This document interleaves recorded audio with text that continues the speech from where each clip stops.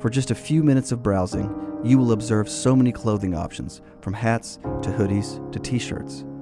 Please, for yourself or someone you love, go to nextround.store and embrace the warmth of true attire. Maybe you follow us on Instagram, Facebook, X, LinkedIn, or TikTok. While we're changing the game yet again, Tyler's Telegrams has been developed exclusively for you. Hi, this is the lovable boy you know as Tyler the Intern. I'm a businessman now. I will come directly to your door and tell you every time a new piece of TNR content drops. For the low, low price of $740,000, you can be notified by me, one of the biggest stars of the next round, about that thing you missed. Sure, the rest of those social media services are free, but so is radio, and we all know how well that's trending. Tyler's Telegrams is currently operating exclusively in Bibb County. Other social media platforms are available everywhere. It's time to pull the trigger on the Next Round merch that you've been eyeing. We know there's a lot to choose from at nextround.store, so here's a few of our favorite picks. If you want to match LT and Brown, go with the TNR logo hoodie and throw in one of Dunaway's favorite hats. Any of them will do. The Backroom's go-to is the classic logo t-shirt, while my personal favorite is the light blue TNR crew neck. All of these items can be found at nextround.store and are EG approved. Rest assured, your order will be packed with lots of love from us here at the Next Round. Head over to nextround.store to start filling up your cart. Follow Brownie on Twitter and Instagram at ryanbrownlive. Take TNR on the go with a podcast built for your satisfaction. Miss Hour 1? Find it in podcast form. Miss Hour 2? Stream it now. Miss Hour 3? Download it for later. Miss Hour 4? Well, just know it's never coming back. Listen to TNR wherever you find podcasts. Jim Dunaway, Lance Taylor, Ryan Brown, and Rockstar.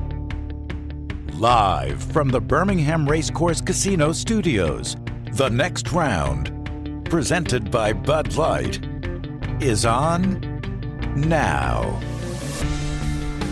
Live on a Monday and a Labor Day.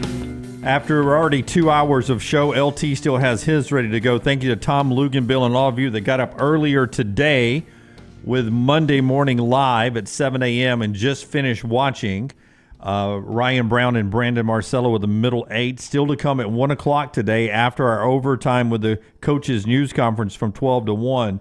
At 1 o'clock, LT slides in with Brock Heward, and it's unlocked to react to that weekend coming up, and also a little NFL conversation for the first time. So we get going today. As Bob says perfectly in the mybookie.ag chat room, he has lost his earbuds, so we need to all take our earbuds out until he gets his earbuds back. What a weird way for the Kalen DeBoer era to start in Tuscaloosa with the Fighting Heltons on the other sideline having some headset issues, and we get a 6-minute delay while we go over what the rules are and some debate on why do we have to take our headsets off if they can't get headsets that work. I never was it the headsets or was it the in-helmet communication? I think it was the in-helmet communication. Yeah, I don't know. Which, if it's the in-helmet communications, my only thing was tell Deontay Lawson and TJ Finley, go to the sidelines, swap helmets, let's play football until it gets fixed. There's no reason to shut the game down for that. Like, just take the green dot away and you don't have to worry about who's got in-helmet communication or not. And now we don't have to argue about can we wear headphones and delay the game for 6 minutes. I don't think it really mattered. It did not. It did not. I mean, you could have given the Hilltoppers another 4 on each side of the ball, and I think Alabama still wins going away. Alabama's in-helmet communication could have been in Greek. It's hard to gauge because it is Western Kentucky, but let's not forget in 5 years under Tyson Helton, they've been to 5 consecutive bowls. I mean, it's a solid program, but that was a solid A+ Alabama performance. Really? I thought so. You thought A and A+? I thought so. I really did. I mean, coming in wanting them to be perfect, I thought they did not run the ball as forcefully as I wanted them to. They had the big plays, but see, that's the thing. I mean, Kalen DeBoer's offense is all about explosive plays. Yeah, and they had those left and right. They had those, and I came away thinking to myself, I went in looking to hate the defense. This has been the biggest feedback I've gotten from all Alabama fans. I went in there with my arms crossed, being like, I'm not going to hate this. I'm going to hate this 4-2-5 swarm. I want Jeremy Pruitt and Kirby Smart back as defensive coordinators. I want the old Nick Saban type defense, blah, blah, blah, blah, blah.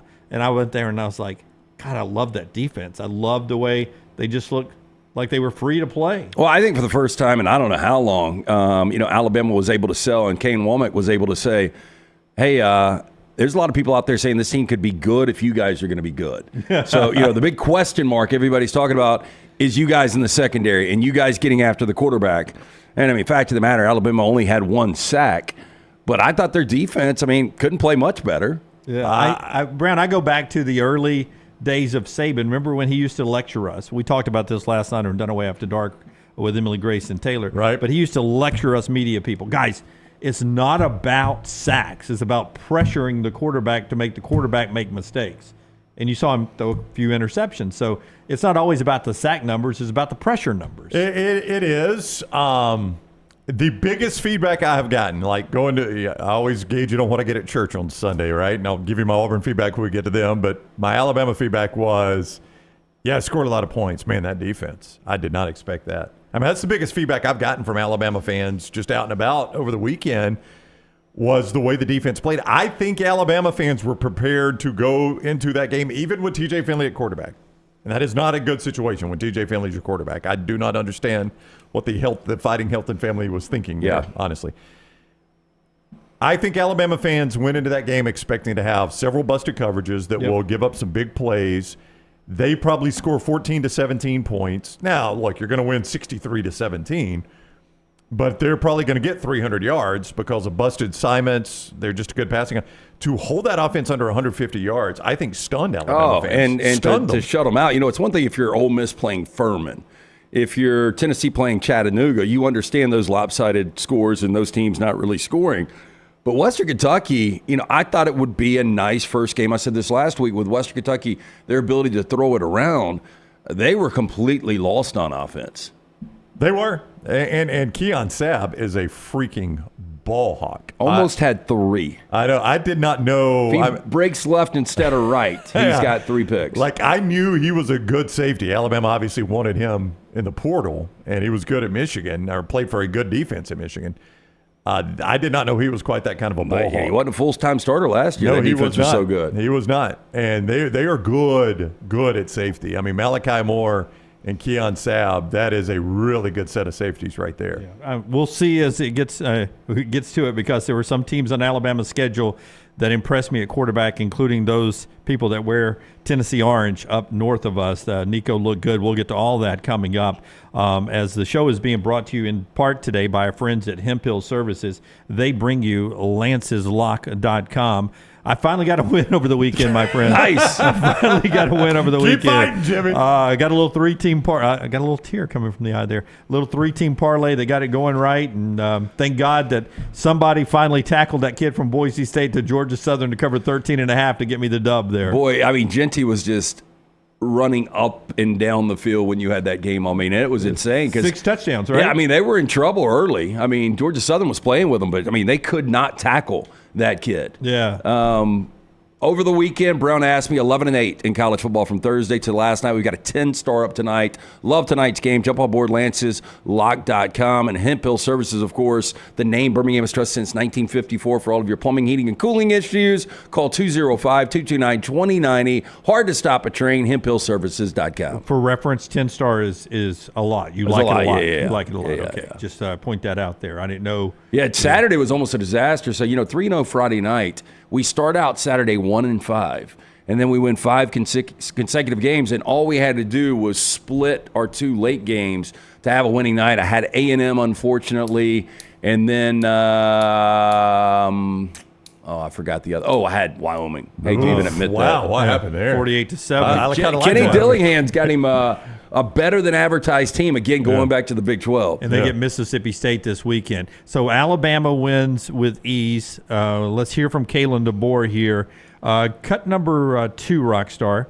Actually, it's Ryan Williams we're going to hear for him. Cut number 2, Emily Grace gets to talk to Ryan Williams, a freshman. A little different over there right now. They even said, though, you won't get to talk to the freshman until they earned it. He earned it. Well, he goes out 2 catches, 139 yards, and 2 touchdowns. Yes. He's only averaging 70 yards a catch. So Emily Grace gets to talk to him right afterwards. First freshman interview in about 17 years in the regular season over in Tuscaloosa. Here's what Ryan Williams said. Can you describe the connection between you and Milrow? It's definitely, 4 plus 2 does equal 6, so that's probably the best thing I can say about it. But he always just puts it in the perfect place, and I just got to do my job. Boy, was that premeditated? Yeah, 4 plus 2 equals 7. I like Wait it, for though. that one. The first one, he's just out to practice early, and Milrow reads it right away and just is like, I'm not going to overthrow him. It is a touch underthrown, but that's what you want in that situation. You don't want to overthrow the guy. And Milrow still had to put a lot on it just to get to him. But that second one, he breaks a couple tackles. The question about him has always been his size. Yeah. And his physical build. Yeah, he ran over one guy to get in the end zone. He had to break tackles to turn that into a touchdown. That was not a touchdown initially. Yeah, and as Keith said, 17 years old. Won't turn 18 until February, I think it is. Yeah. Reclassified, should be playing on Friday nights. It's, that guy. When we did, I forgot what the 4 downs question was. Sean Alexander was his birthday last week. Would you take his career or anyone on this roster? And I said, I would take Alexander's, but if I had to take someone, I would take a flyer on Ryan Williams. Right. Boy, the future is bright for this kid. Yeah. Looks good. Now, if you were watching, if you're blessed with multiple TVs in America, and you were blessed to have Auburn on ESPN Plus streaming and Alabama at the same time, I mentioned this last night, too, to the girls, Brownie, and I heard you just mention it with Brandon Marcello. So Ryan Williams, touchdown. Boom, they go to the commercial break, and just you flick your eyes over to the Auburn game, and what happens? Cam Coleman catches his first touchdown. Yeah. These are the top 2 players from the state of Alabama in recruiting last year, and they scored their first touchdowns almost simultaneously to make it 21-0 in both games. And that was actually pretty cool. It literally was, as you said, Williams scores, extra point, go to break. I shift my eyes to the Auburn game, and almost instantaneously, Cam Coleman catches a 44-yard touchdown pass for his first career touchdown. These guys are always going to be compared in their careers, and that was pretty cool to see them score almost simultaneously. Now, listen, we're going to break down Alabama and Auburn all day long, and I'm just going to say it one time right here so we don't repeat it 67 times throughout the show. We know that Alabama was playing Western Kentucky. Yep. And we know Auburn was playing Alabama A&M. But we have to get through that game to get to the next games, to the next games, to the next games. So when we do all of these raving about the players that we saw Saturday, we know who they were playing. And when we talk about Ole Miss, we know who they were playing. And when we talk about Tennessee, we know who they were playing. Not everybody played a suitable opponent this weekend. So there's your disclaimer. The Freeze Four. Well, USC did. Well, yeah, there are teams that did. I'm just saying we're going to talk about some that did not. And there were a lot of massive blowouts in college football, especially from 13 teams in the SEC, I think. So you look at Peyton Thorne in the Freeze Four and having some receivers. It was against Alabama A&M, so much that they had to do running clock, 10-minute quarters, whatever they did in the second half to shorten the game. But those guys looked the part so far. I think it was a perfect game plan for Hugh Freeze because, from Cam Coleman to Malcolm Simmons to Perry Thompson, you wanted to get these guys involved early, get Peyton Thorne more and more confidence. And on the other side, you wanted to, if you're DJ Durkin, get this defense some confidence. And, if you would have asked me an in-state team's going to pitch a shutout, I would have said it would have been Auburn. Now they only give up 3. Yeah. Alabama pitches the shutout, but I still think, all in all, I think this was an A for Auburn as well. Again, you look at the opponents, there's nothing you can do with that, but based on what I saw, I thought Auburn played an A game as well. I have to give full credit to my man Jeff Spiegel at 3340 for this stat, but it's a crazy stat. All of last year, Auburn's receivers, bowl game and all, 7 touchdown receptions. Saturday night, 6. Yep. If you want to know how Hugh Freeze has changed this team, that's insane. The receivers are the way he's changed this team. They're a totally different group of receivers. I saw that same type of stat with Iowa. They had 2 touchdowns, receiving touchdowns last year, 2 the year before, and they had 3 on Saturday. Yeah. They passed their season before. Yeah. It didn't take a lot to do I saw my that. man Forrester dogging out Iowa and Tim Lester in this attack when they were up 6-0 at halftime. He read it. I sent it directly to him, Forrester. He's like, I'm going to prove a point. Yeah. Speaking of, but you never want to be in a comparison in receivers with Iowa, Jim, and that's where Auburn was. And they've gotten out of that comparison now. That's such an incredibly talented group of receivers. Yeah, so that's an interesting situation with those guys down there. For both teams, the competition increases. It ticks up a little bit. Auburn gets Cal. Alabama gets USF. Both these teams played on the road against these teams last year. They're at home this year. Early betting line, Browning, from our friends at mybookie.ag. Tell us about mybookie.ag and what those early betting lines for those two, and maybe give me the Texas line and give me the Tennessee line too. Right now at mybookie.ag, you can bet anything, anytime, anywhere. In fact, you can go ahead and get ready for week 2 of college football. We're just about to discuss that. You can get ready for week 1 of the NFL. And when you sign on at MyBookie, make that initial deposit, you get a sign-on bonus. They're going to double your initial deposit. So you're ready to go for college football week 2, NFL week 1. Bet anything, anytime, anywhere. MyBookie.ag, code next round for that bonus. MyBookie.ag, code next round. Texas favored 6.5 at Michigan. I don't know where this was in the offseason, but the way Michigan looked in week 1, that's only going to go up. I got a text from a couple of people yesterday. This seems like free money. It feels like it. It opened at 3.5. It has gone to 6.5. I had somebody last night, I asked them, what do you think this number is? And they're like, probably 15. I'm like, 15? That's ridiculous. It's in the big house. They've still got an elite defense. Yeah. But, I mean, their offense was awful. The public is going to swarm they Texas. Are. I mean, I don't know where this number is going to go. It's already 6.5. Yeah, I wish I'd gotten at 5. Yeah, boy, don't you?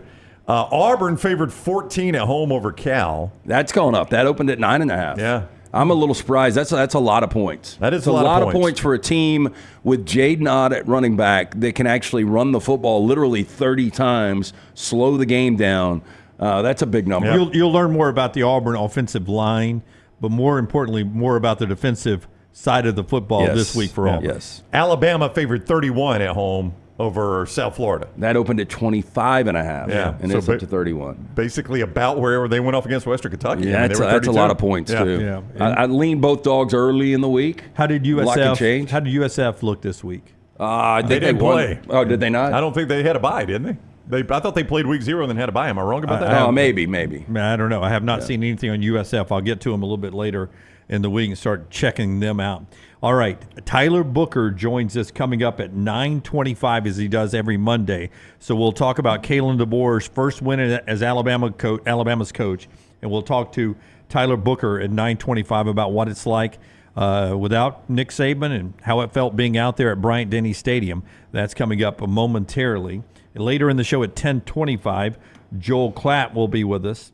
And don't forget, overtime today, you'll hear from Kalen DeBoer and Hugh Freeze. All that coming up on our show today. LTD&B, Rockstar is back from vacation. Before we do more football, Rockstar, first of all, first time, I think, if my mind hasn't left me, to congratulate you on the gender reveal. Little girl on the way. Appreciate it. Are we working on names, or do we already have? Don't you have to tell us? But do you have it picked out already? No, that's a battle. I got Cord, so Nancy gets the girl. So I got to name him. Right. When we showed the gender reveal, the most popular chat room, mybookie.ag chat room, was Melody off of Cord. That's pretty Melody. Cool.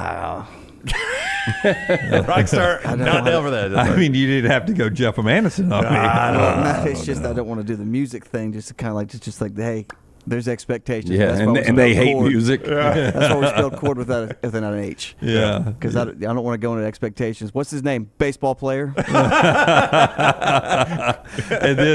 then the other thing I wanted to say, who was it? It was Robin, who wrote in earlier. She DM'd me, I think, or he DM'd me. I don't know which is which. Said, Rockstar rocked the lake last night with the Black Jacket Symphony. I miss LSU's loss. But please let him know it was awesome. Give him a shout out on the show. Well, thank you, Robin. I appreciate it. It was a great show last night. It was very warm. It finally cooled down around 8:30. We got down to like 86, but the day was very hot. Okay. Very hot. It was a good show. Lunceford on the back row is back from Nashville. Lunceford, I never got a text from you. I never saw a final score. How'd that end up for Thompson? 27-21. Thompson won. Oh, okay. Tight game. And they were playing Trent Dilfer's old team. Yep, Lipscomb Academy. They lost 2 years ago at home. It really wasn't that tight. They kind of scored garbage time touchdown at the end to make it that tight. But you and Melton are back live. Y'all live today? Or you? We are not live today. Not live today. Back on Tuesday at 2:00 Central Time with a Meltdown.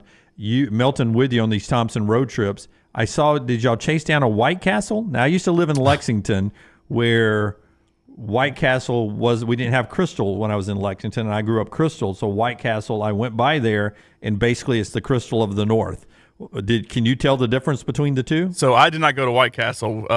Matt Murphy was there. That's who Tim was staying with. They went to White Castle. I went to a Chipotle on the campus of Vanderbilt.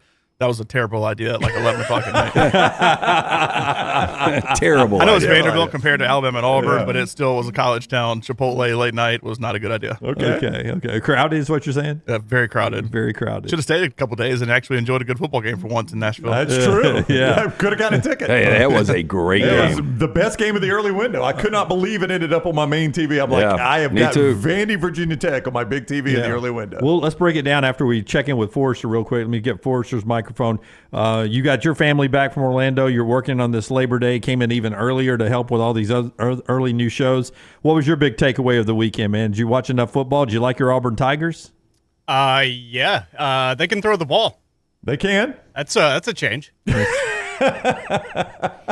They scored more points than your White Sox have wins. I wish they'd scored more points than they have losses. That would have been record setting.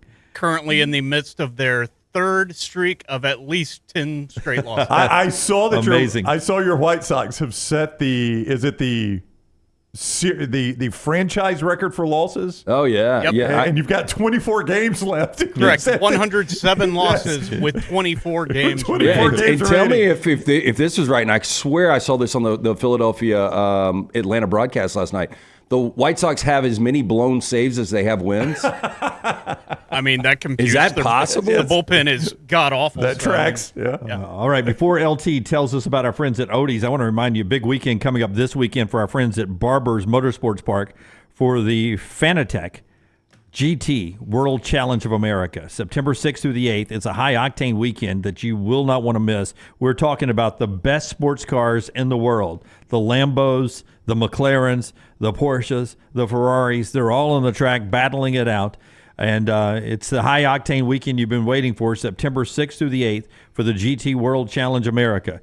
You get the opportunity to see everything from the beer garden there as well. You got the kids zone, and don't forget to bring your dog for Bark at the Park on Saturday. The famous Fanatec GT World Challenge America, September 6th through the 8th.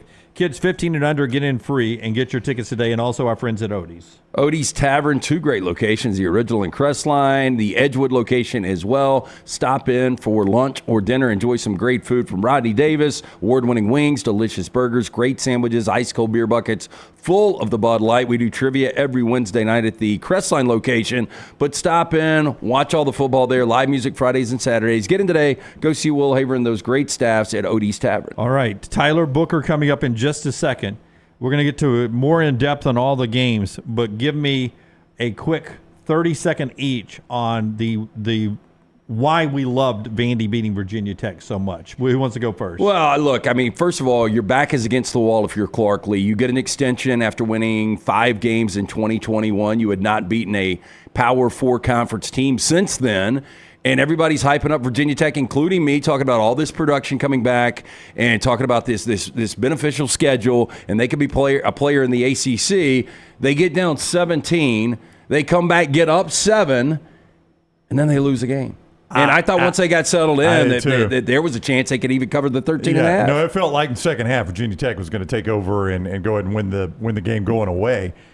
I mean, Clark Lee – he still screwed up the clock management thing. I don't know what he was doing. I don't understand college football coaches that put faith in kickers. Oh yeah. I mean, he was just like, no, we're we got a 42-yard field goal, we're good to go, and just let the clock run. And man, when you got a college kicker, get as close as you can if it's to win the game. Absolutely. It works out though. Vandy, that's what I loved about it. They had the lead, they lost the lead, they brought back and won the game, and it was perceived to be the worst team in the SEC, beating a team that was supposed to contend for the ACC and still might. That's why I enjoyed it so much. Tyler Booker on the other side, Precision Sports Medicine and Orthopedic, your provider for all your sports injuries, whether you're a young athlete, a middle-aged athlete, still want to be an athlete, or whether you're just a weekend warrior trying to get out there and get some work done. They will treat all your tweaks, your pulls, your pains, and your breaks. They diagnose it, they treat it, and the best part, they work you through the rehab possibilities and the rehab process. Jasper, Fultondale, Alabaster, and all over the Birmingham area. Check them out and find your location, precisionsportsortho.com/2024. Orthopedic care is better together with our friends from the Brookwood Baptist Health family there. Find your provider today. Call the number 205-512-3885 or visit precisionsportsortho.com/2024. Follow Dunaway on Twitter and Instagram at jimdunaway. Are you tired of buying your CPAP mask and supplies online only to be disappointed? It's time to visit CPAP Plus, your locally owned and operated CPAP shop that prides itself on personal service. Come see what you're buying at CPAP Plus with 3 convenient locations in Pelham, Highway 280, and now open in Trustful. Drop by for a free CPAP checkup and free filters, no appointment needed. Plus, sign up for their giveaway for a chance to win a free travel CPAP machine. Just Google CPAP Plus or visit any of those 3 locations. Stop by the New York Butcher Shop and pick up the finest in certified Angus prime beef steaks and burgers, premium pork chops, ribs, and all-natural chicken cut to order just for you. Their chef-prepared entrees and side dishes are the perfect dinner-to-go choice for your family and are ready to heat at home. With a great selection of fine wines and desserts, the New York Butcher Shop is your one-stop dinner shop. 2 locations to serve you, Cahaba Heights and on Highway 119 in Greystone. The New York Butcher Shop, rare quality, well-done service. Just because you've quit going to the gym, it doesn't mean that you have to quit gym altogether. Dunaway, that is. With our Next Round podcasts open 24/7, 365, you can access gym anytime you'd like. While you may have done away with your treadmill routine, our version of Dunaway is standing by, ready to get you back to your absolute best. Find all that lovely Jimmy D-led content on Spotify, Apple Podcasts, Google Podcasts, and in the podcast section of nextroundlive.com. This message is sponsored by Jimmy Crypto Inc. and Jimmy Crypto for President. Hey, Lance Taylor from the Next Round to tell you about our friends at Gutter Cap. Gutter Cap's that patented aluminum cover system that fits over most existing gutters to keep out debris and eliminate that gutter cleaning. It's backed with a lifetime warranty, almost 20-year service record right here in Birmingham. Stay off that dangerous ladder forever. 45% off the retail price now if you call guttercapbirmingham.com. Call my good friend Chris Stewart now, 205-823-2212. Cap it, don't snap it. It's Gutter Cap. Hey, for all of your IT and printing needs, reach out to our friends at Xerox Business Solutions. Look, I'm still one of those old school guys. I print my notes every single day for the show. If you watch the show here on the Next Round, you see all the notes in front of me. From day one, Xerox Business Solutions, they've been with us here at the Next Round. Local for over 45 years. For all of your IT and printing needs, visit XeroxBusinessSolutions.com or call 205-969-3000. That's 205-969-3000. Hey, you. Feel that? That's fall in the air. And New Balance Birmingham got your fresh fall pair. To kick it during game time and sport from the sideline. Come together at New Balance Birmingham on Highway 280 right next to Chick-fil-A. New Balance Birmingham, we got now. Hey, Lance Taylor from the Next Round to tell you about one of our favorite places for breakfast, lunch, and dinner. That is Hamburger Heaven since 1982. Hamburger Heaven has been serving Birmingham's best hamburgers, cheeseburgers, French fries, hand-spun milkshakes, and sandwiches made fresh to order. All of their ingredients are fresh and prepared daily. This includes their beef, always fresh, never frozen, hand-pattied each and every day. For breakfast, lunch, or dinner, visit any of the 4 locations, Highway 280, Irondale, Gardendale, and Homewood. You never know what we're up to here at the Next Round. The easiest way to stay in the know with our antics and adventures is to follow the Next Round across all social media platforms at Next Round Live on Facebook, Twitter, Instagram, and TikTok. Whether it's Dunaway sleeping in the studio, Tim and Lunceford breaking down the latest movie release, or Game Day Chronicles, we are here to keep you updated on the latest sports news while, of course, having just a little bit of fun. Follow at Next Round Live across all platforms to join in.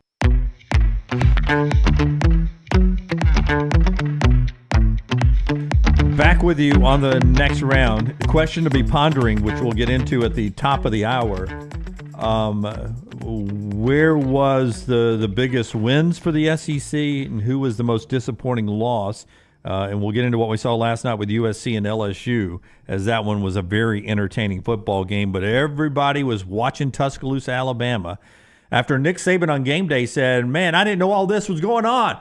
I'm so happy. I'm having a good time. I never thought he'd be happy not coaching football, but he seems to be happy. And so far, Alabama fans are happy with his replacement. There's no doubt. They looked really good against Western Kentucky. One of the members of that team, Tyler Booker, is with us now. He joins us each week on the JohnstonRVCenter.com hotline at this time. What is up, Tyler? How are you? I'm great. How are y'all? Doing fantastic. Thanks a lot. Lance said it in the first segment, Kalen DeBoer teams have been known for explosive plays, and boy, did Alabama have explosive plays Saturday night. I mean, you guys hit some home runs in that game. Oh, we definitely did, and I feel like that's just how we practice. That's just what we expect, and we're going to be an explosive team this year, and we did a great job of showing that on Saturday, but we just have to continue to fine-tune some things so we can make sure that we do that week in and week out. We were talking Ryan Williams. I mean, pretty good, 69.5 yards per reception. But the kid is 17 years old. Like, if you didn't know his age, I'm assuming there's no way he acts like a 17-year-old at practice, in the locker room around you guys? Not at all. Ryan conducts himself like he came in with me, honestly, and that's why I'm so proud of him. I'm very excited for him, and his success is not a surprise to me. Just the way he's just approached everything since he's gotten here. I'm just very excited to see what other crazy numbers he puts up through the rest of the season. We keep hearing how much more fun you guys are having, which isn't a shot at the way it was done. It's just you guys are having fun. It's a little different.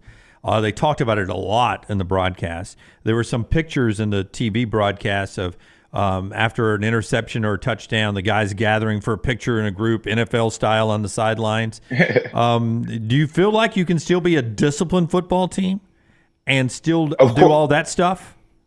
No, of course, and that's just due to our maturity. There's a lot of older guys on this team that know how to be like, hey, like, let's lock in, but there's also a good amount of youth who is also making sure that we have fun and making us remember when we were that age and that young. So there's a good mix between the ages, and there's a lot of leaders on the team to be like, hey, we need to lock in as well. So we have a great balance of having fun and also handling business. All right, so take us back to pregame. The guy that plays next to you all of a sudden gets hurt in pregame warmups. He's on the sidelines in a slam. It's a weird deal. You don't see that often. All of a sudden, you got a new guy next to you. I mean, how? That seems like I could throw you off a little bit. Yeah, for anybody else, it would throw you off. But me, my journey of playing here at the University of Alabama, I actually started off when I played my freshman year. I was bouncing from left guard to right guard. So I feel like I'm really good at adapting to who I'm playing next to. And me and Pritchett actually had all spring to work next to each other because Caden wanted to take an extended spring break and go back to Iowa. So me and Pritch got some good timing this spring. Hey, you might not be able to answer this because it wasn't a tight game. You guys dominated from the jump, but how different was post-game locker room from a win the last couple of years to this win under Kalen DeBoer? Was it any different? I feel like we just danced a little bit more. We enjoyed the win a little bit more, and that's the thing. Like, I feel like everybody's enjoying everything a lot more. You know, I mean, we're being where our feet are. I feel like Coach Saban really tried to get us to do that when he was here last year, but I feel like we're actually buying into doing that, like being where our feet are now. Like, we're like in that locker room, we're not worried about next week. We're just worried about enjoying what we just did. All 63 of those points we put on Western Kentucky. Now, you said last time you joined us you were going to find out who plays the music in practice, and you said there's a good chance it's DeBoer because of these old 80s injections. What about post-game locker room? You said a lot of dancing. Who was in charge of the playlist? Oh, so in the locker room, that's Malachi Moore's job, and he did a great job this past game. Y'all still sing the fight song, I assume. Do you peek over and see if Kalen DeBoer has the words memorized yet? Was he lip syncing in some places, you think? He had one of those tablets with the lyrics going by. No, he did a great job for the first part, but they're like in the middle of the song. I forget exactly where it is. Everybody kind of Well, that's okay. The fans do that too, yeah. But the beginning and the end, everybody knows, and he did great with that. Okay, so all due respect to Western Kentucky in that win, The schedule will get gradually tougher. USF this weekend, Wisconsin. Everything can't be all rainbows and ponies. Is there one thing your big experience mind looked at and says, we got to get better at this? What would you say that is? Execution. Definitely execution, just because we had a lot of unforced errors. We need to start fast. Like the first plays of both halves were 3 and outs, and that just can't happen with explosive as we are, us being that explosive. We just have to capitalize off of that, and we have to start fast and finish fast. Like we're gonna, like you said, like our schedule gets progressively harder, and we can't afford to fall behind and miss out on scoring on every possession. Like we need to take advantage of every possession. So just executing, but I'm not necessarily concerned, just because that stuff like that happens with time. Like there was a transition last year from coordinator and the way we were calling plays last year when we went from Coach O'Brien to Coach Reese, now Coach Reese to Coach Sheridan. That's also another transition that we're adapting to, but we're going to get all those things wrinkled out this week. I have lived in this state my entire life. Tyler Booker is with us. He is on the JohnstonRVCenter.com hotline, which means I've watched a lot of Alabama football. These guys have grown up in this state. They've watched a lot of Alabama football. They can correct me. I don't ever remember Alabama captains wearing the C on their jerseys. Do you guys remember that? Never. No. So you will forever go down as one of the first players in Alabama history to wear that C on your jersey. What does that mean to you? It means the world to me, and it means just like it means the world to me to be a captain. To have that honor of being a captain is just great. It's a blessing. That's something I focused on becoming when I got here in Tuscaloosa, here to the University of Alabama. To have that C on my chest now, that just adds to the legacy, man. So I'm just truly blessed, and I appreciate all my teammates and coaches for believing in me. Okay, when you look at the box score, Cole Adams only averaged a little over 8 yards per punt return. But it seemed like he was about to get one on the outside on 2 different. In practice during fall camp, was he a guy that could electrify returning the punts? So we do special team when they're working on punt. We're usually doing pass protection, but just seeing the way that Cole moves, how explosive he is, how shifty he is, it definitely was a no-brainer that he would be back there. And I feel like him only averaging 8 yards, 8 yards of return. That's just. He'll get better with experience. That was his first time doing it live in a game in college. So I'm very excited to see how he progresses and how he learns when to make those cuts, when to let some blocks develop. And I'm just very excited for him. He's going to have a great year as well. And fans are interested. I see them talking about it in the chat room. They want to know, just schedule-wise, is it any different under Coach DeBoer than it was Nick Saban? Like your Sundays, what happens on Sundays, what happens on Mondays as you guys recover from the win on Saturday night? So the difference is what we would do on a Monday last year is what we do on a Sunday. So we end up having we have today off, and it's optional if you want to get your lifting on Sunday or Monday. I decided to get my lifting on Monday just so I'm making sure that I'm the type of guy that likes to do something every day. So that's really the biggest difference. And we also practice in the morning as well. So I have the rest of my day. I have to go. Well, I would have had to go to class if it was in Labor Day. Yeah. But then I'll have the rest of the day to myself, and then my family's in town. My grandmother and my mom and my sister, they're all in town. So they cooked a big meal for me last night, so it's just great being able to spend time with them. Yeah, be honest though, when he told you that schedule and you were like Mondays were off, I made that deal with the next round guys. I wish I'd have made it for Tuesday. Honestly, it worked out perfectly. I'm like, man, I got time to talk to my guys now. I like that. And you know us well enough to know you're not going to mention that Granny and Mom cooked a big meal without us asking you to walk us through it. So walk us through what they cooked. So fried chicken, macaroni and cheese, yams, and one of my favorites that I don't get often is lima beans. I love lima beans. I always love them. God, and my grandmother makes them the best. So how many pieces of chicken? How many pieces of chicken did you eat? They got the super big drumsticks. I only had 3. Yeah, only 3. Yeah, basically a whole chicken. Yeah. so lima beans. So she throws like some ham in there, ham hock or anything like that. Butter, ham, salt and pepper. I think piece of turkey neck or something like that. Yeah, a little turkey neck. Yeah, that is good. That is good. Yeah. All right. Well, I hope you can play after eating all that. What's your playing weight? What do you play at? I play at 335 right now. 335? Yeah. That's down. 3 chicken legs. Yeah, what's the biggest you've been? The biggest I've been was last year, 350, 355 last year. Ooh, down 20 pounds Yeah. from that. Yeah. We talked about it last week. When I told you, I thought you looked great, and you said you were doing that to increase a little agility and speed. You got out there in the game. Did it pay off? Is that what you wanted? Oh, definitely. I just feel like I'm moving a lot more. I'm more of a fluid mover. Whenever I got out in space, I felt a lot faster. I felt like I could break down if I had to. I felt like I could run through a guy's face if I had to when I opened up a pool. So the hard work in the offseason definitely paid off. You could see it on that first Jalen Milroe touchdown run, man. You guys got out there. I thought you were going to outrun him to the end zone. Oh no, yeah, I never thought I try that. to be. I got to let him score. Very confident. I don't want to steal his thunder. I'm gonna hit this guy real quick and let him dance in there. Yeah, exactly. All right, Alabama and South Florida back at Bryant-Denny Stadium, 6 o'clock, ESPN Saturday night. Best of luck in that one, Tyler. We'll see you next Monday. Thank you. Appreciate you guys. All Roll right, Tide. Thank you. Tyler Booker with us on the JohnstonRVCenter.com hotline. Joins us every single Monday at that time. Yeah, being brought to you in part today by our friends at HydroLive.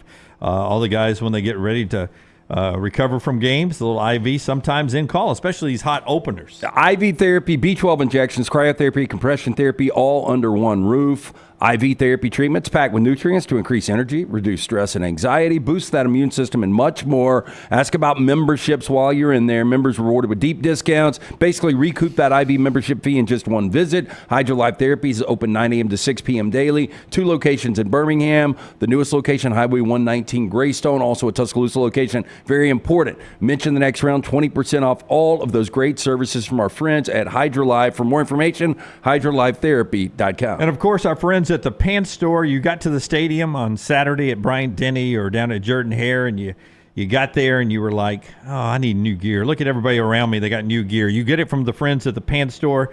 Great locations everywhere. They're your game day headquarters. The original one in Leeds, a couple other locations here in Birmingham, up in the Huntsville, Rocket City location, and then, of course, on campus or near campus in Tuscaloosa and Auburn, it's the Pants Store. All you Bama and Auburn fans, you get your polos, your hats, your quarter zips there from name brands like Horn Legend, Cutter and Buck, Antigua, and Gentile. And for the ladies, the rompers and the dresses, always in season. They've got free alterations for those. They got free gift wrapping as well, and all the footwear for the ladies as well, the Hoka, the New Balance, the Western boots, and everything. Nothing says Roll Tide or War Eagle like our friends at the Pants Store. And wherever you're watching us, pantstore.com, pantstore.com. John in the MyBookie.ag chat room asked if there is any update on the Proctor injury. Likely we'll get more from Kalen DeBoer when he meets the media later today. Don't forget, Hugh Freeze and Kalen DeBoer. We'll have it for you at 12 o'clock here. But Matt Zenitz of CBS and Alex Scarborough are reporting it doesn't seem to be long-term, appears to be week to week. That's what their sources say. Yeah, targeting 100% for Georgia was the first thing I was told. So, may not play again until Georgia, or can play 100%. I don't think you need him until Georgia. Yeah, I'd like to get him some reps, but no, you're right. I mean, he's not a key to victory until Georgia. I mean, I thought Wisconsin was garbage Friday night. And boy, their quarterback situation not great. Van Dyke was awful. Yeah, but that's unofficial. We'll see if how Kalen DeBoer handles it when he talks today. This will be the first chance we get to see how Kalen DeBoer tells us about injuries. A major injury. Yeah, I mean, that's a major injury. And then it's also the first week where we get to see how the now mandated SEC availability report works. That's true. That's not until Wednesday, right? That's Wednesday, yeah. So we get, what does Kalen tell us? Didn't really tell us a lot post-game.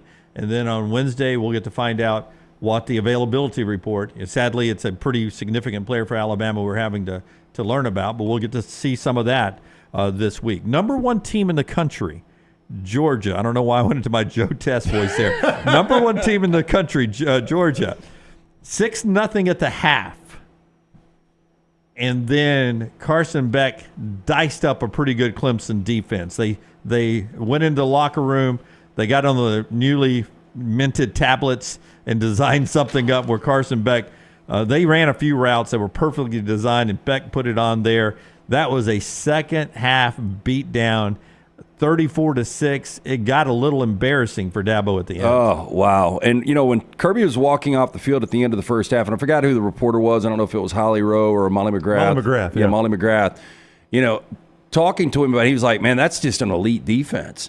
And it really looked like that. And I was questioning, where are these playmakers offensively from Georgia? And I don't know if we've still seen them outside of Nate Frazier. That kid's going to be unbelievable. I don't know. Not even their starter, though, Lance. I don't even know if they need standout offensive guys right now with how good that defense is. Yeah. I mean, that defense is just like, if you just didn't have names and numbers and you just threw them out there, it just looks like a Georgia defense of old.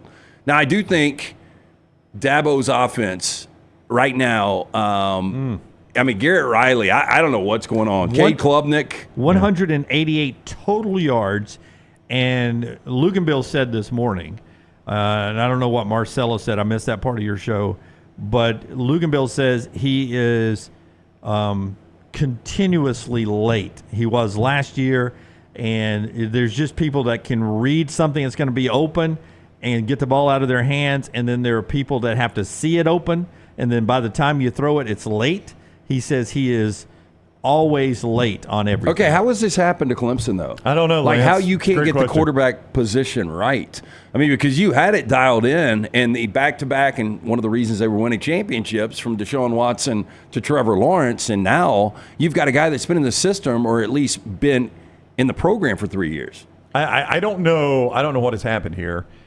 And it makes you wonder if, and I said this on Twitter, like I'm still waiting on this Garrett Riley offense to ever be any good. And a lot of people are like, it feels like he walked in the facility and they said, here's the offense you're going to run now. Oh, I see what you're saying. Because that always happened with Nick Saban. Well, almost Bobby Petrino last year in A&M. Yeah, exactly. I mean, it was Jimbo Fisher's broken down offense. That's right. You're just calling Jimbo's bad plays. Of course, I think Jimbo was still hanging around Capitol Field on Saturday. But until Lane Kiffin came in and they sort of reworked the Alabama playbook, that was always the story. He would hire an offensive coordinator, and he's like, hey, welcome Jim McElwain. Here's our playbook. Yeah, here's our playbook. Yeah. And that is one of the credits to Nick Saban is that he listened to people that said that Lane Kiffin can get you into this century of offense. And he listened and then went, Kiffin and eventually Steve Sarkisian. But that's a bad offense, man. MyBookie.ag chat room over there, promo code next round. Pritch Law says Clemson will be okay. Georgia is scary good. It's funny you say that, Pritch Law, because do you call him nephew-in-law if he married my niece? He's my nephew, but he married my niece, so he's not I don't blood. think so, no. Yeah, I think I would just call him nephew. My niece's husband is the huge. My niece's husband is a huge Clemson guy. Huge Clemson guy. And I sent him a condolences afterwards. Right. Said, sorry, I led you into thinking this was going to be competitive first. You did tell him take the under. Yeah, I did. We actually should have gotten an update from Anne Marie. Oh, I forgot. Yes. Our intern this summer. Clemson. Yes. I did send a little quick text to him pregame, and I said, I got a feeling Clemson could keep this close. And he knows enough about our show. Wears our gear up there in North Carolina. He's like, oh my God, you're not picking us, are you? And I said, no. Georgia's going to win. So it's 6-0. He was really happy, and then it was a beat down. But he said Georgia's not as good as they were. He after getting beat down, he still says Georgia's not as good. I think their defense is as good. I really do. That Malachi Starks interception was incredible. It really was. I think their defense is as good. I don't know offensively. I mean, you've got Carson Beck. You've got a great offensive line. I think talent's going to develop there. So again, they were playing without maybe their best offensive player, maybe their second best offensive player. I don't know. It depends on where you put ETN in comparison to Carson Beck. So, I mean, when they get ETN back, with that two-headed with Frazier and ETN, I will say, though, and look, this is week one. We're going to have so many knee-jerk overreactions. But going on the road to Tuscaloosa, Austin, and Oxford, they're going to lose a game. They are. Yeah. They play or two. The number 4, 5, and 6 team in the country right now. And here's good news. They end up 10-2. They're still in. Easy. So, yeah. They're and I think they're going to get better. That's the scary thing about Georgia. the offense is going to get better, barring injuries. Inverness Country Club bringing us part of the show today. Our friends at Inverness there. Hey, they've got a membership that fits everyone from the social, including resort-style pool complex, full-service cabana and bar, live music on Friday nights, Sunday brunch, the golf, beautiful course, currently expanding the driving range. Do you travel for work or pleasure? Ask about the Heritage Plus option, where you have access to courses at 37 other clubs around the country. I was telling you about our friend John Willard, went to the Denver area, played 3 courses there because he is a member of the Heritage Plus option at Inverness. Child care also a big plus. Maybe you work from home. What about working from the club while they watch your kid? Take a tour of this unbelievable club today. Call Aaron, 205-991-8608. That's 205-991-8608 or online, iccalabama.com. Max says Georgia isn't running the ball on Alabama.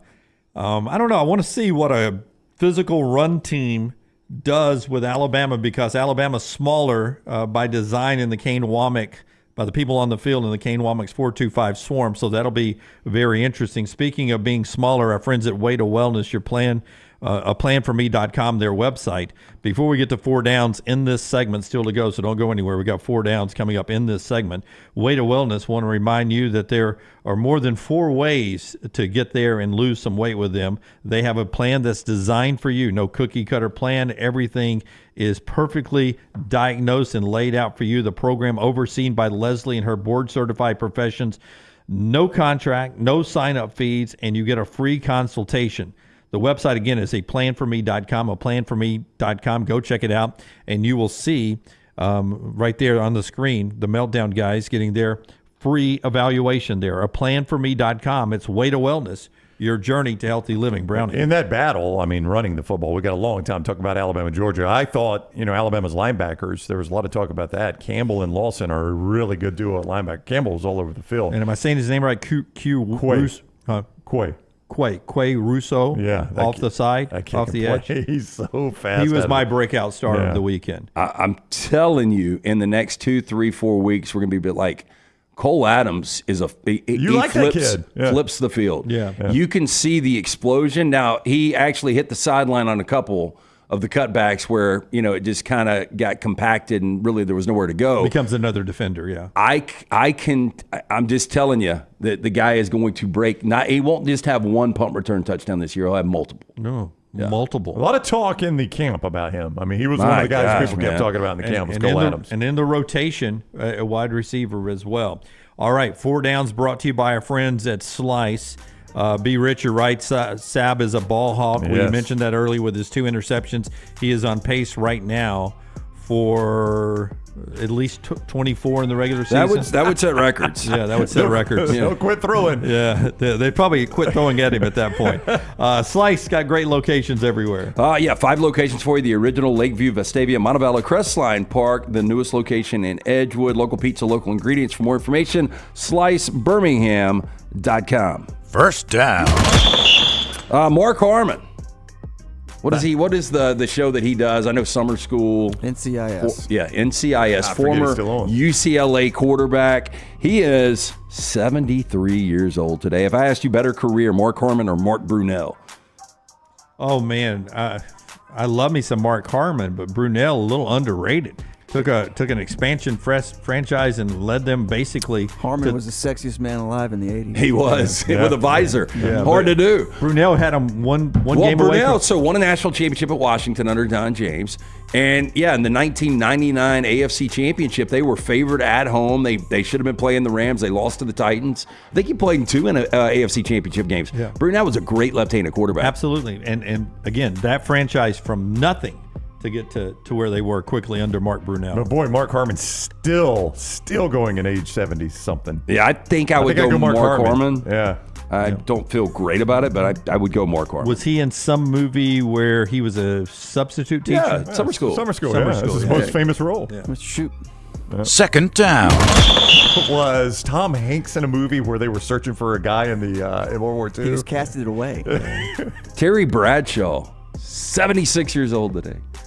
Better career, Terry Bradshaw or Ben Roethlisberger? I mean, Big Ben's the better quarterback, but I think Bradshaw had a better career. All told, I mean, the guy is the face of Fox I would football agree. for I mean, a if long Big time. Ben had the talent around him then in the 70s and 80s, Big Ben's the better quarterback. They never would have lost. Yeah, I agree with you. I think Big Ben's a better quarterback. I think Bradshaw was a little underrated because of his talent around him, much like a Troy Aikman. I would agree with you on that. I was waiting for somebody not to just trash all over Terry Bradshaw. Yeah, no, I think Bradshaw's a good quarterback. Now, he seems like a dumb hillbilly, but, you know. Well, I think he leans into that. He probably does. But, you know, I mean, he's been with Fox for, 30 years? No and I think doubt. early in his career was a lot more respected than he is now. Oh, when they started Fox, he was the person they had to get when they got the NFL contract. Yeah. They paid him, and they started that pregame show that changed the way you do pregame shows. They made it less stuffy, a lot more fun because of Terry Bradshaw. But he was surrounded. I think every member of that offense is in the Hall of Fame. Even the lineman? I think so. There's no way. There's no way. I know the center is. Yeah, Mike Webster. Mike Webster definitely is. Stallworth and Swan are. I think the guard is in there. Franco Harris is. Yeah, Franco Harris. is, Rocky Blyer is. Is Blyer in? I think so. I don't think so. It seems like every member of that offense is in the Hall of Fame. I'm going to go Terry Bradshaw. I'm going to stick with Rocky Terry. Blyer wouldn't make a roster now. I don't. I'd be shocked. The guy. I know it was a great story. There was a made-for network TV he's movie. Not the Hall of Fame, Rocky Blyer. What's next, Rocky? Third down. I can't believe how old some of these people have gotten. Salma Hayek is 58 today. Rockstar, were you able to do it? In their prime. Salma Hayek, Penelope Cruz. Selma Hayek, easy. Oh, I like Penelope easy. Cruz. End Easy. of discussion. Yeah. Penelope Cruz is smoked. Wild West Selma Hayek. Blow is top Penelope end. Cruz. Top end Selma Hayek. Yes. And you could tell she's really crazy in real life. Yeah. And Vanilla Sky. Yeah. I'm with you, LT. I like the, just the Call it a mousy look, whatever you want. Mousy. Yeah. I like the playbook on the right a little bit better than I do on the left. I do too. Now, I can win with the playbook You can on the win left. with either yeah. offense. I've right? seen- I'm Take choosing. it. I'm going on the right. Yeah, I would definitely go right. All the X's and the O's. But happy birthday song. Fourth down. Keanu Reeves has hit his 60 years old today. Man, you're just passing time today. I know. Better career ultimately, Keanu Reeves or Kenny Chesney? I'm going to go, just because I don't like country music, I don't know much that's a about given, him. yeah. I'm going to go Keanu. Okay, I I- love me some Keanu Reeves. I love me some Kenny Chesney. I'm sitting there on the golf course yesterday and then riding home. And there are some songs. When I was doing show notes last night after Dunaway After Dark, I was sitting there with Chesney playing, and I was like, I forget he sang that song. He sang that song. I'm actually I like country music more than anybody up here probably. I'm not a fan of his work, but I think he's had a better career. Is it really country, though? It's become more beachy lately. It's It's Jimmy like- Buffett, right? Yeah, it's Jimmy Buffett doing more country. But early basically. on, and see, you're to the point. Yeah. You're to the point where I was last night. I was just listening to Kenny Chesney's stuff, and it got to some of his older stuff, and I was like, oh, I forgot Kenny Chesney sang that song. Yeah, I like country. Not a huge Kenny Chesney fan. I think he's had a better Our career. man Tyler, Keanu by leaps and bounds. Yeah. Keanu's had a credible. had a good My career. Private Idaho. You can go way back to some deep, really good Keanu movies. Now everybody's gonna, relate him now with John Wick, which is a great franchise. But man, and talk about somebody that looks young. Talk about Ryan Williams, 17. Keanu still looks like he's in his 30s. He's holding together well. Yeah. Isn't he? She thinks my tractor sexy isn't beachy. No. Well, that's deep lyrics, though, right? Yeah, it is. I mean, Keanu had bad if she roles, thinks too. if she thinks your tractor's sexy, that's pretty good. You and Tequila, that the song there is an amazing song. Did he do the saddest song ever written? Other than Whiskey Lullaby? Yeah, No, that's Brad Paisley. That's Brad Paisley. Yeah. Okay. He's got. They some got the good same ones, hat, man. though, don't they? Different colors, I think. Different colors. I'm going to go Chesney there. I'm sorry. That's it, right? Yep. That's it, man. Tell us about Slice. From the Hot Mama, the Soul Pie, the Wing and a Prayer. You can get in there today. Enjoy a slice and a salad, pizzas to go. You're going to absolutely love it. Created by the late Jeff Bajaya, his brothers Jason and Chris. Continue to celebrate his legacy. Get into one of those 5 locations. For more information, slicebirmingham.com. Joel Klatt coming up at 10:25 Central Time today. Congratulations to Scotty Scheffler.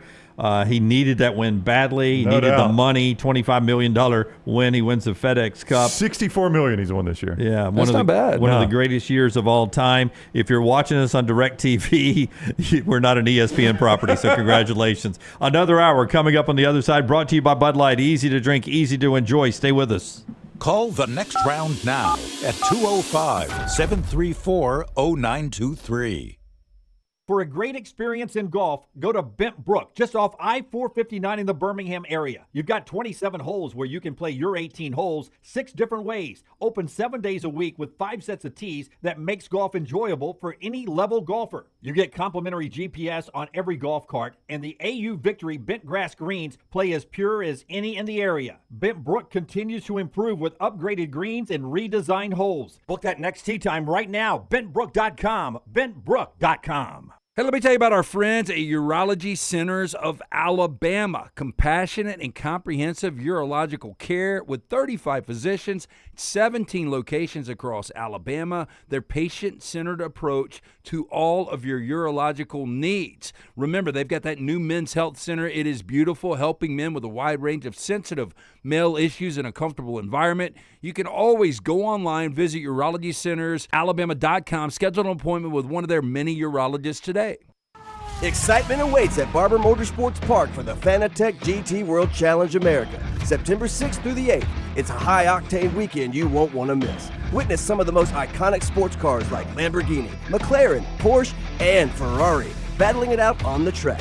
Enjoy the beer gardens, kids zone, and don't forget to bring your dog for bark at the park on Saturday. The Fanatec GT World Challenge America, September 6th through the 8th. Kids 15 and under get in free. Get your tickets today. When on YouTube, you constantly hear requests to please like and subscribe. Well, here at Disrupt Media, we aren't going to play that game. Those demands are frankly outdated. So we just want you to hit like or subscribe. It's like a choose-your-own-adventure novel. Pick a path, hit like, or hit subscribe. It's your call. We don't care which, just pick one. Or go to Roll Tide Pods and do it. Or War Damn Pods. Or the Disrupt Media YouTube channel. Or the Meltdown. Just make a decision and stick with it. Like or subscribe, the choice is yours. This hour of The Next Round is presented by the Birmingham Racecourse Casino, now featuring 7 days of giveaways with your chance to win a share of up to $125,000. The more you visit the Birmingham Racecourse Casino, the more chances you have to win. Start your day online with our website, nextroundlive.com, for the latest videos, podcasts, and college football stories. It's also a great way to stream the show or shop in the Next Round store. Stay connected by visiting nextroundlive.com. Storm season is here. Make sure you have a plan of action in place right now. Greg from Pell City and Storm Restoration Roofing should be your first call when storms hit. Insurance companies love working with Storm Restoration Roofing because of Greg Nelson's name and reputation in the industry. When storms hit, call Greg Nelson. He's local, 205-542-3531. He's the home of the free no-cost roof inspection. Greg from Pell City on Facebook, 205-542-3531. It's Storm Restoration Roofing. Hey, Lance Taylor from The Next Round to tell you about my friends at Michelson Laser Vision, located conveniently UAB Highlands. Almost 20 years ago, I went in for the procedure. Only took 12 minutes for both eyes. When I went in, I had 20/200 vision. I was legally blind. Now I have 20/15 vision, still 19 years later. Make the call today. Schedule a hassle-free consultation. 969-8100. Dr. Mark Michelson, Dr. Jen Michelson, Michelson Laser Vision. Make sure you tell them The Next Round sent you. 969-8100 or MichelsonLaserVision.com. Every day, someone is ridiculed and mocked for the clothing they chose to wear. It's a harsh reality we all must face. But you have the chance to change all of that with one visit to nextround.store. For just a few minutes of browsing, you will observe so many clothing options, from hats to hoodies to t-shirts. Please, for yourself or someone you love, go to nextround.store and embrace the warmth of true attire. Jim Dunaway, Lance Taylor, Ryan Brown, and Rockstar. Live from the Birmingham Racecourse Casino Studios, The Next Round, presented by Bud Light, is on now. All right, hour number 2 of the show as we roll on. Some big issues to talk about in coaching. But Alabama wins. We'll take your comments in the chat room about the Crimson Tide there. A lot of takeaways, and some saying maybe a really good Jalen Milroe season ahead because of how confident in command of the new offense. We'll get back to that in a moment. Auburn and the new wide receivers look good. Maybe some questions on defense. We'll find out about both teams as they play tougher competition coming up. And then USC LSU last night. But let's go back to Saturday first, where Georgia beat Clemson 34-3. And everyone is talking about where Dabo is and where this Clemson program is now. To keep in mind, they were playing the number 1 team in the country. And they got beat 34-3, got away from them in the second half. Here's Dabo Swinney. Good first half, tough, hard-fought first half, and then they just freaking kicked our tails in the second half. So congrats to them. They're a great team. You know, they've been a great team, and they showed in the third and fourth quarter what it looks like. But you know, just really disappointed. And biggest thing is, you know, when you don't finish. Again, I've talked a lot about it, and I thought we did some good things in the first half. There'll be some things on tape, but you know, you got to play 4 quarters, and we didn't do that. So. Biggest thing is, you know, that's when you get beat like that, that's on the head coach. That's on me. So it's just complete ownership of just a absolute crap second half, and just, you know, really disappointed. But I've done it long enough. You know, this is you know, sometimes you get your butt kicked, and we did today. Yeah. Now he says it's on him. I look at Colby Young, who came from Miami, Landon Humphreys, who came from Vandy.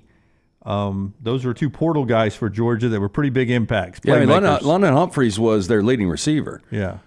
And, yeah, was a good receiver last year without a good quarterback. So Dabo went into this game with the guys he had last year, 0 portal additions, a very young team that he recruits, and he's nurtured them along.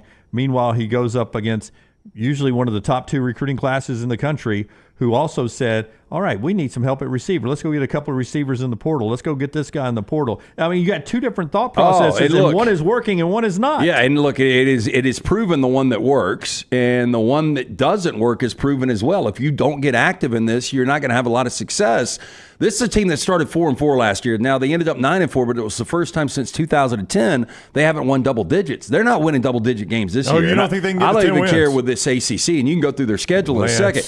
But this is going to be fascinating how his legacy is going to play out. You understood it with Joe Paterno and Bobby Bowden. They got old. And so they did lose legitimately their fastballs. Dabo is still in the prime of coaching, and he's going the wrong direction. He hasn't had a relevant team since 2019. Yeah, I agree with you on that now. All right, so it starts Saturday night, Appalachian State. They're a 17-point favorite. I mean, that's not a really, layup. But not really the guys you want to play when you're searching for yourself. I like Appalachian State in this game. 17 points. Bye week, then NC State, who we'll see against Tennessee, did not look good against Western Carolina. They did not look good. But the early line, I don't know where it is right now, mybookie.ag, in that game being played in Charlotte, closer to NC State than it is to Knoxville, I think. Maybe it's not. I don't know. It's pretty close, I guess, halfway. But Tennessee was only a 6-point favorite. The Tennessee I saw against Chattanooga and the NC State team I saw against Western Carolina, that feels like free money there too. So that tells me it's probably going to be a close game. Texas and Tennessee feel like, Lance, I could build a house on those 2 games this week. That's exactly what Vegas wants me to think. I know. Jim, I was trying to find it real quick just to see where it is right now. It was 6 at one point this morning. All right, so Lance, they've played NC State. They've got Stanford at home. They're at Florida State. By the way, Stanford much improved. We'll learn a little bit about Florida State tonight, see how they bounce back. Look good with Stanford. Stanford against TCU. That was a 1-score game. They did look better. Not a give-me. At Wake, Virginia, Louisville, at Virginia Tech, who just lost to Vandy. Yep. And I don't think they'll beat Louisville. At Pitt, the Citadel, and South Carolina, who snuck past Old Dominion. Yeah, maybe based on schedule. I mean, that's what I'm saying. And I was going to bring that up, Lance, until you said that. as a Clemson fan, it frustrates me because I'm probably going to go 10-2 again. Yeah, but see, I'm probably going to be in the ACC championship game. I'm probably going to be close to in the playoffs. But when I play the big teams like Georgia, I know I don't match up to the best teams in the country. That's where the committee, though, will look at these teams, and you may go back to this game, and you go, well, you know, a lot of these teams in the playoffs are like Georgia, and they lost 34-3. And if they lose the ACC championship game and don't get the automatic bid, then can they be a wild card team? If I'm a Clemson fan, Lance, I just look at it and I say, would Ohio State have lost 34-3 in Atlanta in that game? No, they would not have. Would Texas have? No. Would Alabama have? Nope. Would Ole Miss have? Nope. Nope. Would TCU? Yeah. Well, yeah. TCU would have. Yeah, we saw the national Notre championship. Dame. I saw Notre Dame Saturday. Would they have lost that game 34-3? No, not with that defense. Penn State. If they don't play worth a crap against top 10, they would have lost 34-3. Yeah, that's what makes App State and any of those games interesting. If you've got a quarterback issue, which they may have, it seems like they've got, then maybe every game is close. It was disappointing. Also disappointing was Florida against Miami. Home game now. You're at the Swamp. And that crowd was juiced and ready to go early on. Boy, I loved both quarterbacks last night, but I loved what Nico did at Tennessee, but I didn't love anybody's performance this weekend more than I did Cam Ward's. I mean, he was calm, cool, and collected. Well, you know, and it's funny, right now you're watching highlights on ESPN, they're showing Cam Ward, but watching his first couple of runs, how he just glides out of bounds, like he knows the game is easy to him. There was always a basketball player or two, you'd watch them in college in the NBA, you'd be like, is he even trying? Allen Iverson was one of those guys. I mean, you knew he was trying, but I mean, it was just his full speed looked half speed. Just graceful. Yeah. I mean, but Cam Ward floats. You know, made the one bad decision, but outside of that, in that atmosphere, it was fantastic. Yep. And I got to give Mario Cristobal a lot of credit because he had his guys ready to play, and the guy we're about to hear from did not. Is this the water bottle incident too? Billy Napier about how embarrassing this was this weekend. Here's Billy. Yeah, Coach. I mean, given the experience and how confident you were in this team going into the season, just how disappointing and surprising was this performance? Yeah, I mean, it's embarrassing, to be quite honest with you. Yeah, that's how I feel. That's how our kids feel. Get it, Billy. We've got a decision to make. You know, I mean, I think we have it's what I just told them. You know, there's no excuses. Keep our mouth shut, show up and work. And we have to do better. Just keep it simple. That's how I feel. Blah, blah, blah, blah, blah. And I do think that our players will show up and they will respond. If I'm a Florida fan, I don't want to hear any more of that. I was backing him. I was like, you know, I think they go 6-6. I think you should keep him around. But, I mean, that was embarrassing. Like, losing the game is one thing. Losing in the fashion they lost, he's already lost his fan base. Yes. $26 million is the buyout. Yeah. He's going to be the next rich head coach because you know what? Florida's not going to. They're not going to wait around on that. We've all had that one cap that would not open. Was it his staffer that put Gorilla Glue on it? Yeah. But there's always that one that won't open, and then you realize I don't really want to drink that much. I'm just going to set it right back down. Not thirsty. And that's what he did. He goes, I'm talking about embarrassing, and I can't get the cap off. For this Florida team, $26 million buyout. Scott Strickland was on with Feinbaum SEC Nation right before the game. And in a sit-down interview, and he says, I believe Billy Napier will be our coach for a long, long, long time. He used 3 longs. Yep. And you know why? Because Billy Napier told him, I feel good about this team, Scott. And then later on, I mean, that was pregame, and later on it ends up not being a good performance by them. And again, it's week 1. You don't want to overreact. Maybe Miami ends up being that good finally. 21 years in the ACC, and they've never won the ACC. This may be the year for Miami. At least it looks so right now. Could be, and their schedule too opens up. I mean, it is so much easier than it once was.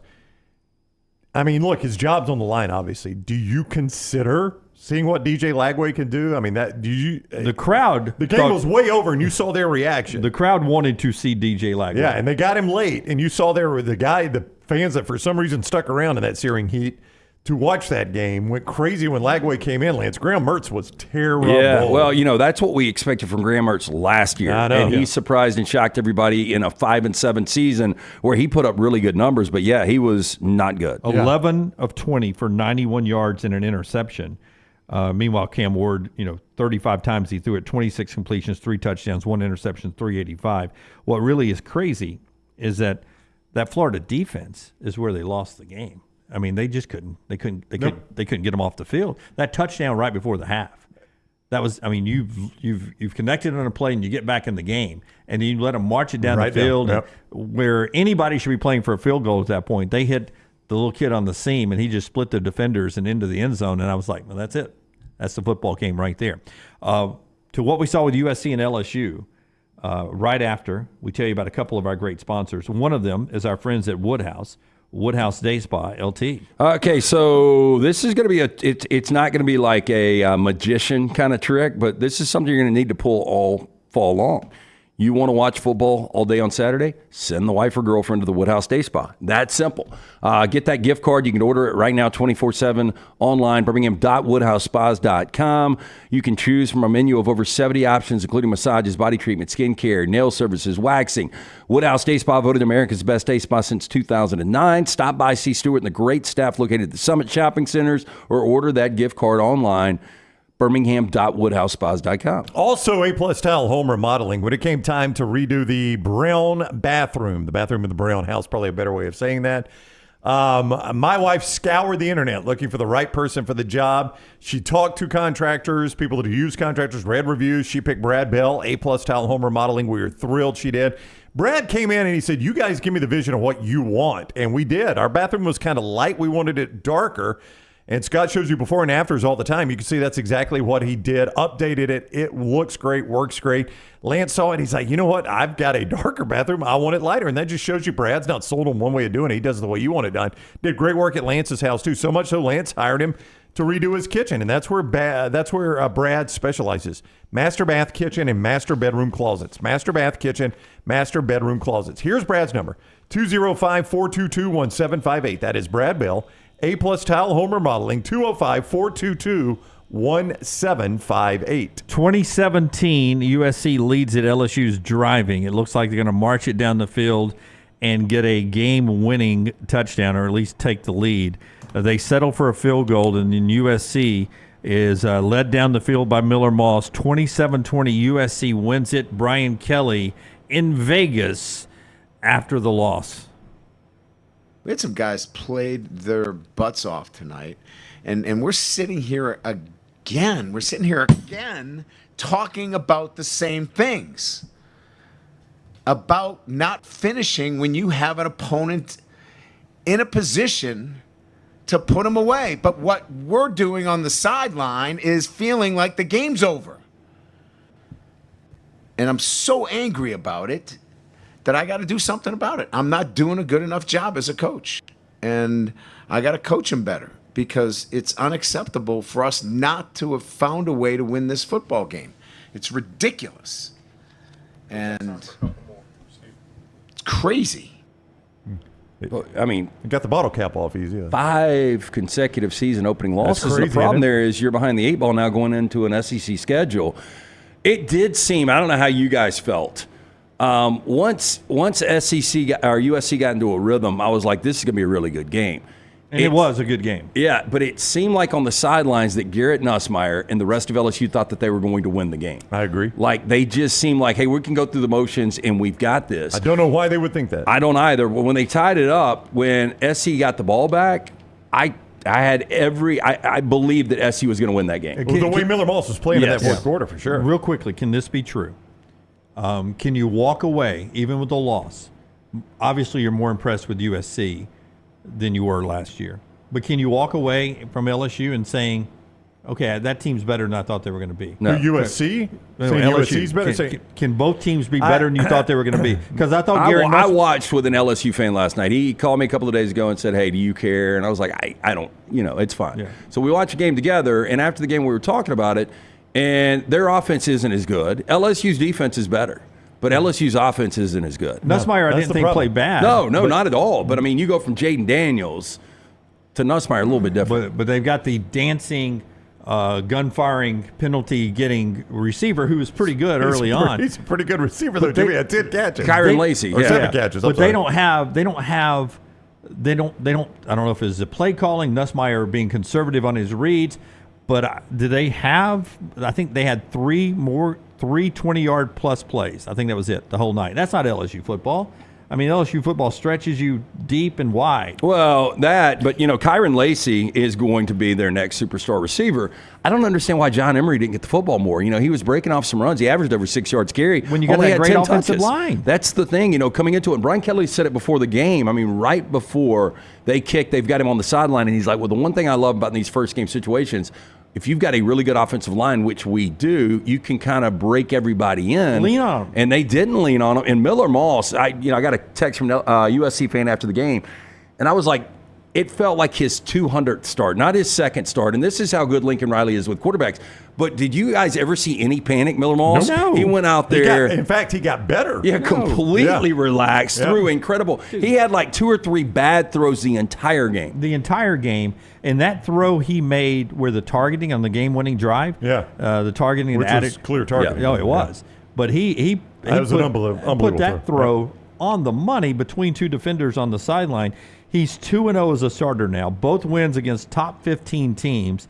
He is 50 of 64 against top 15 teams, 2 of them in his 2 starts. He is 50 of 64, 72% completion ratings, 750 yards passing, and 7 touchdowns. Yeah, look. He's why I put USC in the playoffs. And I kind of laughed about that because I thought USC could be an 8-4, 7-5 team. I thought that they would be improved with DeAnton Lynn and what he was going to do defensively. And you can see their bodies, they look more like an SEC or Big Ten defense. Yeah, and they've still got a lot of speed. When you start to look at the schedule now, though, and I don't want to jump ahead, but there's a chance they're favored in the rest of their games. Yep. Like, I don't think they'll win them. I think Penn State now, I flip around. I thought SC would win that game, and now I kind of think Penn State wins that game because SC is not going unscathed. But when you start to, based on week 1, how these other teams on their schedule played and how they played, USC is going to be a factor. And Miller Moss, it kind of reminds me, Brown, real quick. No, you're good. Of Mac Jones in 2020. Yeah, okay.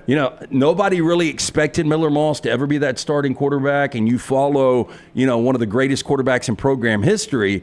And Mac Jones came out, and there was no moment too big. He never got flustered, and that's what Miller Moss looked like last night. Go ahead. Funny story. I was coming home from doing the zone last night, and I was listening to this game on the radio, and Fitzy's on the sidelines told a great Miller Moss story. Miller Moss is a freshman in their spring game. Lincoln Riley is in the quarterback room, and he goes, listen, on this particular defensive look, we've got a check that we've got an offensive adjustment we've never shown on film. If our defense gives you this look, do not make that check. I do not want this on film because the game's on TV. The spring game's on TV. Sure enough, Fitzy says, Lincoln Riley's telling the story. The defense shows him that look. Miller Moss checks right to it, 55-yard touchdown. Comes to the sideline, and Lincoln Riley said, "What are you doing?" He goes, "Sorry, coach, it was wide open. I had to take the touchdown." I take the touchdown. That's the thing with Lincoln Riley. He's asked going off the field last night by Holly Rowe because I thought they mismanaged the second half too and leaving it up to the kicker, and it was a chip shot. He should have made it. And she was like, do you regret not taking a shot? And he laughed, of course, because we didn't. But, Lincoln Riley just looked composed the entire game, too. It looked like a different Lincoln Riley. I thought he would go into the game with a little more pressure on him, a.k.a. Billy Napier. But all in all, that was a hell of a performance. Our best and worst of the weekend throughout the show all the time, brought to you by our friends at Hemp Hill. Hemp Hill Services, trusted in Birmingham, has trusted since 1954 for all of your heating, plumbing, and cooling needs. 205-229-2090. Whether you experience any of these issues in your home or business, they're ready to serve you. Call Adam, Chad, Andrew, the guys there. Hard to stop a train. HempHillServices.com. And when you want to hit the road in this football season, go by Johnston RV Center, I-65, exit 304, Coleman, 334 in Decatur. You find the best RVs there, the fifth wheels, all the travel trailers at Johnston RV Center.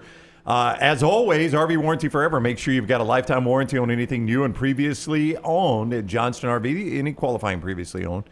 I-65, exit 304 in Coleman, 334 in Decatur. You can always find them online, though. JohnstonRVCenter.com. JohnstonRVCenter.com. We'll do our stock report after Joel Klatt in the next segment, but Lincoln Riley last night on whether or not his program sent a message. First impression in the season starting, a conference you're going to go into in the Big Ten, what kind of message do you want to put out there about this team after this win over LSU? Well, some pretty good Big Ten football today. Wow. I I don't know. We're just not into it for messages, man. My message is I really like my team. I like our team. I like our defense. I like our coaches. I like our offense. I like our special teams. I like the vibe of this team.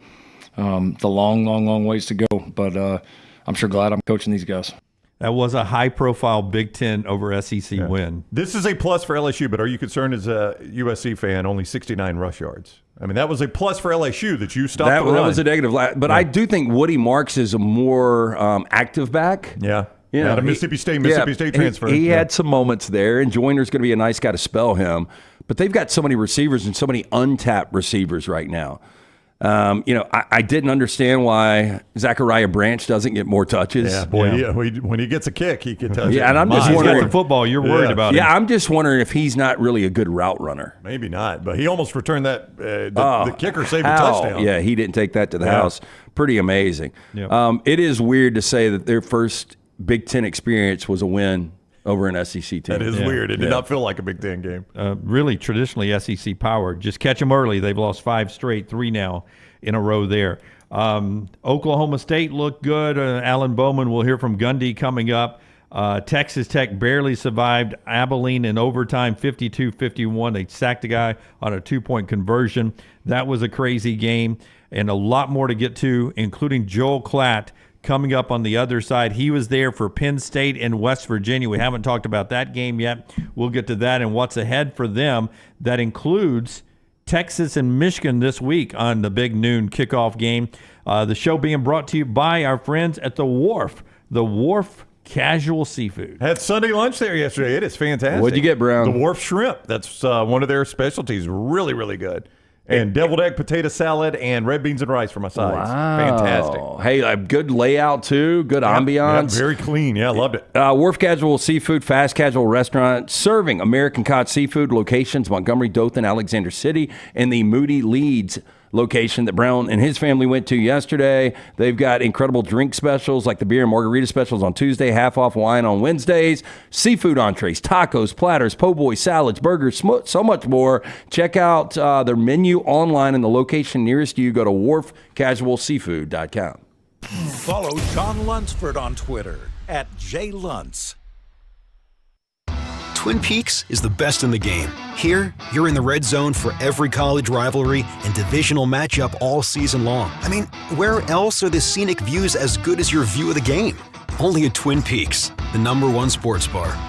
Storm season is here. Make sure you have a plan of action in place right now. Greg from Pell City and Storm Restoration Roofing should be your first call when storms hit. Insurance companies love working with Storm Restoration Roofing because of Greg Nelson's name and reputation in the industry. When storms hit, call Greg Nelson. He's local, 205-542-3531. He's the home of the free no-cost roof inspection. Greg from Pell City on Facebook, 205-542-3531. It's Storm Restoration Roofing. You could win a Cadillac CT5 or your share of $25,000 in free play and cash at Birmingham Racecourse Casino. The more you visit, the more chances you have to win. Play the latest, most exciting games around with fun bonuses and big jackpots. You can be a winner too. Come win your share during the Cadillac CT5 and $25,000 giveaway at Birmingham Racecourse Casino. Drawings April 5th and 6th. Located off I-459, exit 31, Derby Parkway. Must be 21 or older, must be present to win. Follow Next Round Live on Twitter, Instagram, Facebook, and YouTube. The social media team at Next Round Live is dedicated to giving you daily news conferences and practice video from UAB, Alabama, Auburn, and around college football. Follow and compare to the sites you used to visit. You'll also get the latest highlights and news from the Next Round Daily Show. Turn on the notifications so you don't miss a thing. Next Round Live on Twitter, Instagram, Facebook, and YouTube. See more at nextroundlive.com. Hey, let me tell you about our friends at Urology Centers of Alabama. Compassionate and comprehensive urological care with 35 physicians, 17 locations across Alabama. Their patient-centered approach to all of your urological needs. Remember, they've got that new men's health center. It is beautiful, helping men with a wide range of sensitive male issues in a comfortable environment. You can always go online, visit urologycentersalabama.com, schedule an appointment with one of their many urologists today. For a great experience in golf, go to Bent Brook, just off I-459 in the Birmingham area. You've got 27 holes where you can play your 18 holes 6 different ways. Open 7 days a week with 5 sets of tees that makes golf enjoyable for any level golfer. You get complimentary GPS on every golf cart, and the AU Victory bent grass greens play as pure as any in the area. Bent Brook continues to improve with upgraded greens and redesigned holes. Book that next tee time right now. BentBrook.com. BentBrook.com. Things fall apart. There's even a book about it, but that doesn't mean you have to break the bank to fix them. Ryan Brown here for the next round. Our friends at Mortgage Right have a new renovation option that will make repairs and other home improvements easy. If you've recently purchased a home and find yourself short on cash, or you're looking to buy a fixer-upper, Mortgage Right's renovation loan program can help you spruce up your space. Repairs can be made to your roof, plumbing, flooring, and more with the help of top-notch mortgage professionals. So get your fix by visiting mortgageright.com/TNR. And MLS 2239, Equal Housing Lender. There is no better place to watch your favorite sporting events and enjoy great food than one of the 3 great Birmingham locations of Walk-Ons. The TVs are everywhere with your favorite sports, and the menu is second to none. From the great appetizers like the waffle cheese fries, to the Avery Island salad, handhelds like the all-new chicken bomber, bistro specialties with a special taste of the bayou, the amazing hand-patty burgers, the great po' boys, and the specialty drinks. Visit any of the 3 great Birmingham locations of Walk-Ons: Greystone, Stadium Trace and Hoover, and the brand new location in Trussville. Hang out with the next round on the go. Whether you're driving to work, running errands, sitting on the beach, or you just need a break from the real world, we can keep you company. Check out the next round, Mystery Fifth Hour, and our other shows on your favorite podcast app. We'll meet you there.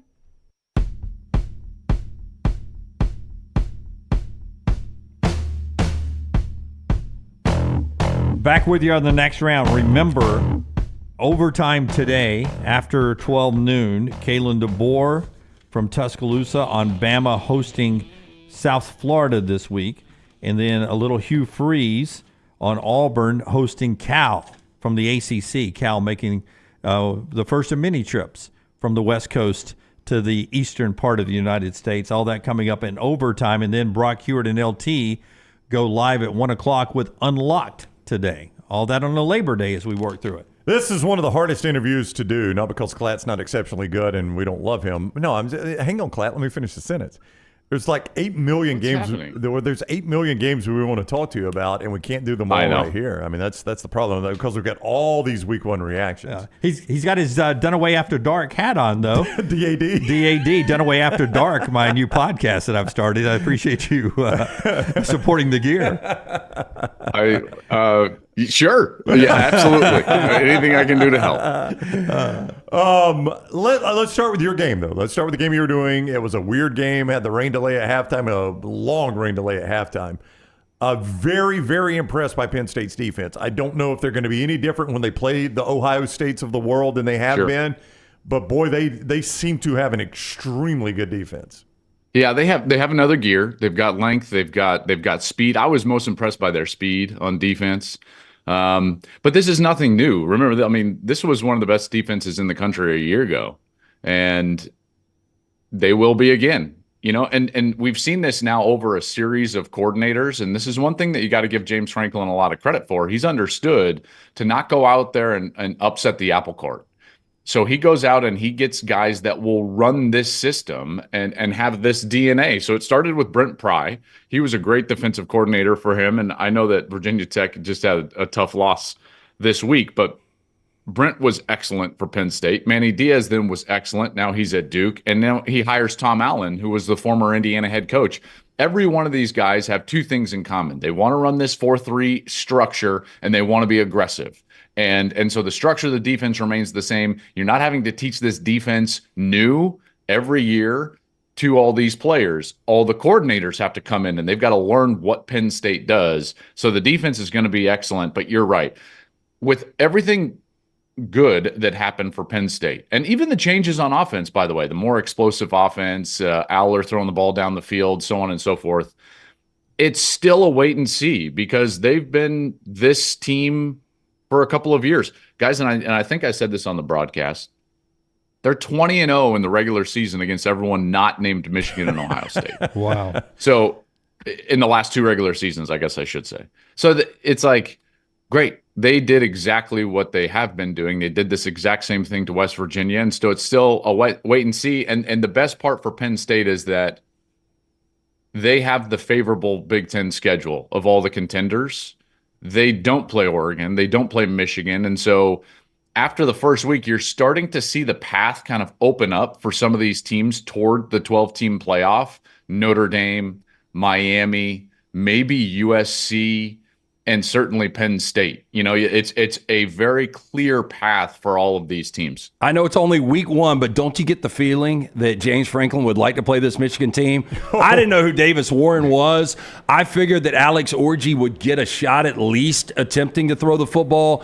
Behind the scenes, this guy just must not be able to throw the football at all. But the defense is still really good, Joel. But, yeah, I mean, that offense, that was tough to watch. Don't disagree with that at all. Couple of things. So let's start with, at some point, and this goes for any coaching staff, you've got to trust the coaches. Their jobs are always on the line as well. So they're not just going to play guys that are like, well, we like him more. You know, so clearly during practice, during spring ball, it became evident that, like, okay, listen, Alex Orji is not a requisite passer of the football. Now, you can be a great thrower of the ball, and it can be beautiful, and you can throw the ball like crazy. I mean, Uncle Rico can throw a ball over that mountain. But can you pass the football? You know what I mean? And those are two different things. And I think Alex Orji struggles in that regard. We saw an example of that on that little half roll to the right side, and he basically just dirts the ball in front of a wide open wide receiver. Well, you can't do that. So there's that. That's why Davis Warren is out there, is because he is at least a serviceable passer of the football. Now, let's back up a little bit, because you can be alarmed with Michigan, and that's certainly a fair take. There's no doubt about it. But I think being alarmed and concerned specifically about the offense has everything to do with your expectation and or lens of evaluation. If they weren't 15-0 last year, you would probably say, like, yeah, it looks a lot like Michigan. See, we forget very easily. If you actually just kind of close your eyes and you're like, what were they before that run? This is exactly what they were. This is an early Harbaugh Michigan team. Remember these quarterbacks? Jake Rudock, Wilton Speight. Like, this is what they have been. You know, and by the way, they won 10 ball games in both of those years. That was 2015, Harbaugh's first year with Jake Rudock. Wilton Speight was the next year in 2016. And so when you start to look at it that way, and you're like, okay, this is a developmental program, self-admittedly. They're not going to reload like Georgia does and Alabama and Michigan and Ohio State, because they don't recruit at that level. Now, they're an elite team and program, yes, but like there's only a certain number of teams that can just like fire bullets every year. And I don't know if Michigan is one of those. So if you start to look at it through that lens, and you start to be like, well, hold on, aren't they exactly what they have been for a long time this year? Yes.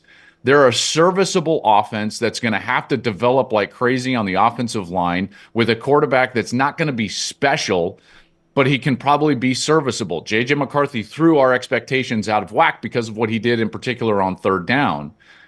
So Michigan, to me, is a floor of 9 wins as they continue to develop and get better, and a ceiling of what that Wilton Speight team was in 2016, which was, let's face it, like a questionable spot at Ohio State away from going to the 4-team playoff and winning that division. So that's what Michigan's going to be.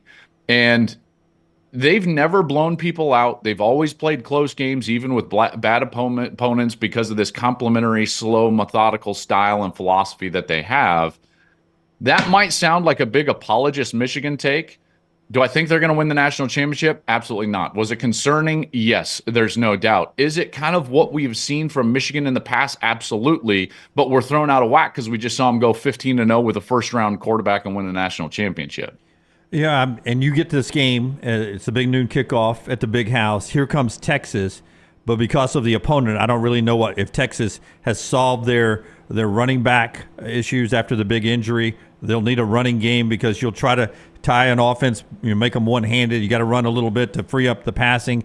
But Texas seems like they bring all the fireworks to the big house. What do you make of this Texas team? What can you see in a 52-0 win over Colorado State?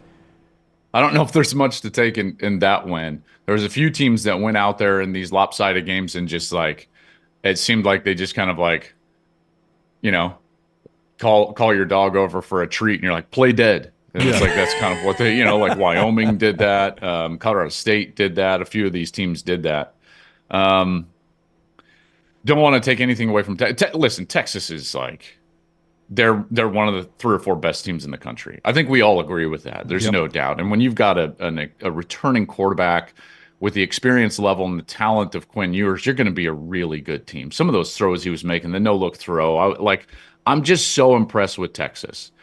And they've got a chance to do what they did last year, and maybe not to the degree of last year. They went in and beat Nick Saban in Alabama last year in Tuscaloosa, and I think everybody was like, holy cow, okay, number one, they're real at the line of scrimmage, and number two, like, this is a contender for a national championship. A win at Michigan this year with what Michigan is, as I just discussed, is not going to do that for them from a narrative standpoint, but they don't need it to do that from a narrative standpoint because they've already put themselves on that pedestal. Texas is an outstanding team. I'm like, candidly, I'll be a bit surprised if they go up there and lay an egg. I think they'll be ready. And part of that is that I've seen in these big games early in the season, Steve Sarkisian does a great job of avoiding coach speak all offseason, like, well, we're just worried about Colorado State. No. Like, he worries about these big non-conference games and plans for them. And they plan for them in fall camp. And that's why the game plans against Alabama each of the last 2 years have been so good and so aggressive. So I'm certain that he's going to have something cooked up, ready to go for Michigan and that solid defense. And we'll see how they play. But I can't wait to see that game. I really can't. Joel Klatt joins us each week courtesy of mybookie.ag. Code next round. When you sign on, they will double that initial deposit you make. So get ready for week 2 there. Make that deposit. Get it double. Double it up. Also, NFL Week 1 coming up starting Thursday night. You can get ready there at mybookie.ag. Bet anything, anytime, anywhere with mybookie.ag. Code next round to get that bonus. What did you guys think was the most impressive part of Week 1? Cam Ward for me, Miami. I would go death taxes and Lincoln Riley quarterbacks. Yeah. I mean, Miller Moss looked like he had played in 200 games. Yeah. I love that. Love that. Brownie? I don't know if I would say this is it's one of those two, Cam Ward or Miller Moss, but I was going to say they did not do anything at all flashy, but Notre Dame handling that environment and making Connor Wegman look awful. I was super impressed. I mean, again, the numbers aren't going to blow you away. Like Riley Leonard didn't just tear it up. What are you laughing at? I just realized if Klatt wants to burn us right here, he could say, I cannot believe you guys just named those 3 things. You guys are carrying the SEC water by naming the 3 most impressive things were the 3 big SEC losses. Our stock up, stock down coming. It was Dunaway. This was the ultimate setup. I literally was trying to set you guys up for this I didn't even know we were topic, and you followed along with it. Unbelievable that I get this. Should be noted. Listen, outside of Vandy beat Virginia Tech. We got to give Vandy credit. Yeah, exactly. Listen, the biggest win of the year was clearly Vanderbilt, which just speaks to the depth of the SEC. SEC's got depth. Vandy's beating. Hey, you bring up Michigan looks the same under the old Harbaugh. A&M looked like a Jimbo Fisher. They did. A&M Saturday night. But hold on. Like, and the Aggie fans despise me for what I'm about to say. Texas A&M has been the same program for 30 years. That is true. Outside of like 2 seasons that were like flickers in the night. Yep. And they think that they're that. They think they're Johnny Manziel every year. And they're not. They're not. Guys, you know, they think that they're the Sir Parker A&M team that won the Big 12. They think that they're Johnny Manziel winning in Tuscaloosa, and they're not. If you actually study Texas A&M, if you go back and just look at their history, right? Brownie, pull them up on CFB reference right now. Just pull them up right now. And here's what you're going to see. A middle-of-the-road conference team regardless of conference. That's what you'll see. That's what they are. And every year, because of the state, because of the backing, and because of the fan base, because their fan base is so incredible, the environment is so incredible, because their level of funding is so incredible, we think like, well, they've got to be good. And then they aren't. And then they aren't. And they are the same. Brownie, read off some of those records. Just start. Just fire them off. By the way, the only reason I thought it would be different, I never was a Jimbo guy, Klatt, but I think Mike Elko's a hell of a coach. It just, that offense was just flat. Well, and maybe he will be. And I hope that he is, by the way, because again, I think that fan base deserves it.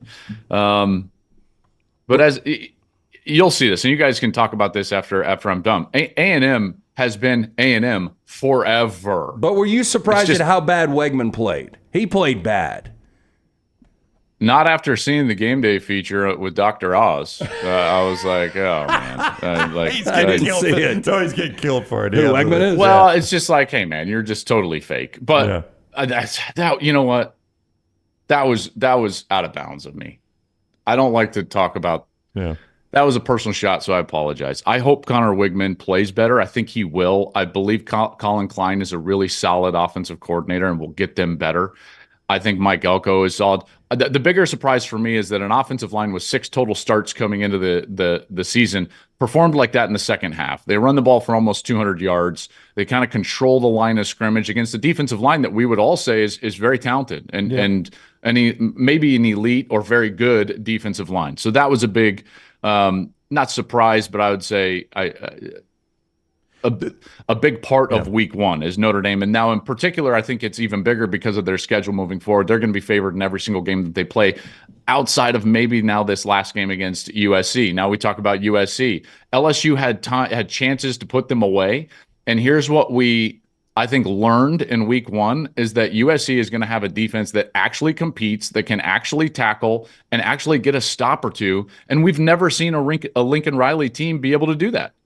Never. Guys, never. None of the OU teams could do that. Nope. They get one stop in the second half against Georgia and they win that Rose Bowl and go play for a national championship with Baker Mayfield. Like, this has been going on forever. So if they play quality defense, watch out. And I totally agree with you on Miller Moss. It doesn't matter who's quarterback of this system. They will be a solid option at quarterback. They've got great wide receivers. That was a good one. But I'm going to go back, and Dunaway, you mentioned this.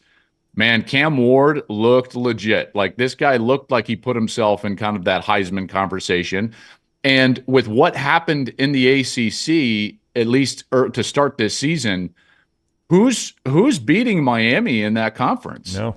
Virginia Tech loses. NC State looks terrible. Florida State loses to Georgia Tech. And Clemson got housed by Georgia. Now, that might be that Georgia is elite, but I think I've got and I know we're getting long in this, but guys, I've got to talk about Clemson. Yeah, please do it. Please do it. Please do. I figured it out about Clemson. Okay, go. I know, and this popped into my head yesterday, and I was just like, I got it. I know. Follow me here. All right. We talk a lot about transfer portal and Dabo, and you can't do it without transfers. And everyone's like, well, if he just continues to do this with no transfers, this is not going to work. And that might be true, but I think I know what it actually is. Let's go back and revisit history in college football, and we're going to see what is a mirror image of what we're seeing at Clemson. I mean, mirror image. Mac Brown built an incredible Texas program, and that included Vince Young. And they win a national championship, and they're playing at the top of college football. And then Colt McCoy starts playing incredible at quarterback and is one of, if not the best quarterback in the game during his career. During those 6 years that those two guys are quarterback, what happens is that the program got lazy and they stopped recruiting at a high level. And so all of a sudden, this roster in 05 that was elite with NFL talent everywhere becomes a roster that's carried by a great quarterback late in Colt McCoy's career, to the point where when he walks out the door, you look around and you're like, oh my gosh, we're not the same program. Not even close. What's happened at Clemson? They build this program under Deshaun Watson and win a national championship. They get an elite player in Trevor Lawrence. He has that elite roster, wins as a true freshman a national championship. And by the end, Trevor Lawrence was carrying a bad roster. They had no business beating that Ohio State team in that semifinal and going and playing LSU in 2019. He carried them to that point. So when he walked out the door, all of a sudden, the program had taken 5 steps down, and we didn't know it until he left, just like Texas. And now all of a sudden, you're looking there and you're like, well, Garrett Gilbert at Texas, he was going to be the next great quarterback. And when he wasn't, bam, it cratered. And guess what? When DJU wasn't it, boom, it starts to go down. And now Cade Klubnik doesn't look like he's the guy. And that's exactly happened with guys like, Swoops and Garrett Gilbert. And they miss on Menzel, and they miss on Robert Griffin III, and they miss on Andrew Luck. And Texas did all that. They miss at quarterback, and Clemson is missing at quarterback. And everything that Lawrence masked is now coming to fruition. If you look at their record, I saw some tweet out there that against Power 5 opponents in their last 15 or 16, they're basically a 500 team and a 500 program. And in the 57 games prior to that, they had lost 6 total games against Power 5 opponents. What's happened is that the overall program has taken a giant step backwards, and we didn't see it until Trevor Lawrence walked out of the building, just like we didn't see it until Colt McCoy walked out of the building at Texas. That's where they're at. Clemson is not an elite program as of today, and I think that was very evident in that game against Georgia. Now, I reserve the right to say Georgia's such an elite team that maybe Clemson's not as bad as we think, and they'll move forward in that what I would consider really bad conference in the ACC and be just fine. Maybe they'll win 10 games. Maybe they'll play for an ACC championship. I don't know what that means when Virginia Tech loses, Florida State loses, they lose, North Carolina State struggles. I don't know what that means. So a long rant to tell you, I think Clemson is in some trouble right now from a long-term perspective in terms of narrative around their program and where they sit.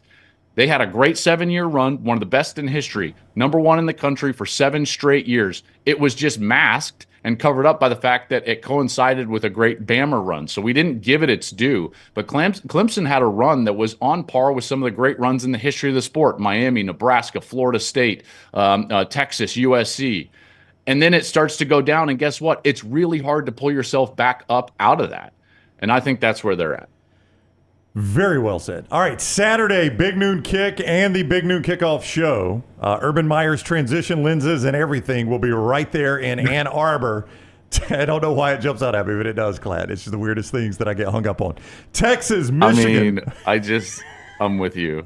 Do sunglasses, do glasses, don't do the in-between. Texas, Michigan, 11 o'clock on Fox, Big Noon Kick. Klatt, Gus, Jenny, and the entire crew there. Very good, Klatt. Thank you so much for the time. We'll see you next Monday. Dunaway after dark. That's right. There you go. No days off. Apparently, you've answered my question, though. We cannot sell those somebody else already has it, so don't. This is actually Nick Foles. It's his company. He's got a company called Dad Season. They got all sorts of gear, just encouraging guys like us to be great dads. Yeah. So cool. Does he know the phrase cease and desist? Because we need to cancel an order real quick. Funny you mentioned that, because I think a letter's headed your direction pretty quickly. Yeah, very good. Thank you, Klatt. See you, buddy. Joel with us on the JohnstonRVCenter.com hotline, presented by MyBookie.ag. Code next round. MyBookie.ag, code next round. Texas up to a 6.5-point favorite in that game today. And the show being brought to you by a friend, Dr. B. I did think that was a good analogy with Mac Brown, by the way. Yeah, it's very good, very good. Our man, Dr. B, working on not only my hair, getting thicker and thicker, but Brown's hair. I got to go see our man Roni here in the next couple of days. For more than 20 years, women and men have turned to Dr. Beckenstein for a range of cosmetic and reconstructive procedures. He will use that experience, his advanced training, and genetic testing to help his patients fully understand the procedures they are considering. Call Dr. B today.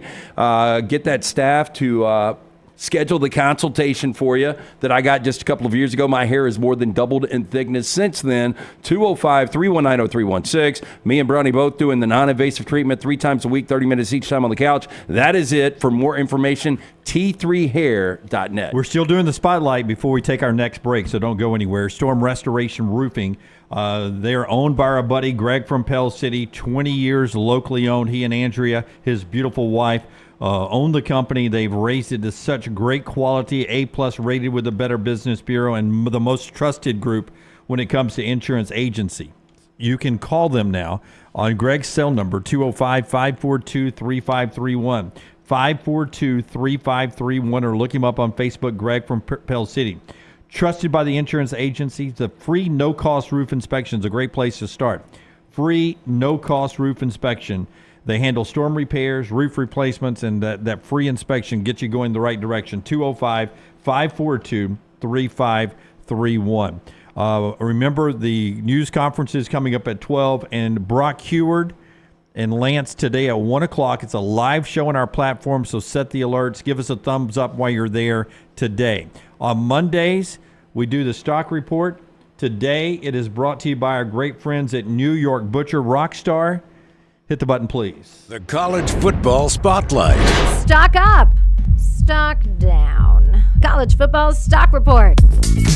Get in, go see our friend Jim at the New York Butcher Shop. Pick up the finest in USDA prime beef fillets. They've got chicken, ribs, everything cooked to order, specialty items with a great selection of fine wines and desserts. New York Butcher Shop, one-stop dinner shop, 2 locations, Cahaba Heights Highway 119 in Greystone. Rare quality, well-done service. It's our friends at the New York Butcher Shop. All right, this is our stock up, stock down. Brownie, start us off. I am going to go stock up Mario Cristobal. I have been critical of this guy. I say he's a good coach Sunday through Friday. I don't want him Saturday. Boy, Saturday, his team was fantastic. They were prepared. They were physical. They got after it. They were more disciplined, which is crazy to say as a Miami team than Florida. Could not be more impressed with what he did. Stock up in my eyes for him. Stock down Brian Kelly. I have fought for this guy as an elite coach. Still think he's a good coach. What are you saying, bro? I know. Slam the table. There is a guy that tweets this show frequently. His name is Milkman, and he gets on me and Lance all the time for our love for Brian Kelly. I am very close to conceding that I was wrong. I'll give him. I'm not going there I'll yet. give him a season. I'm just not sure the guy's an elite coach. Good coach, but not sure he's an elite coach.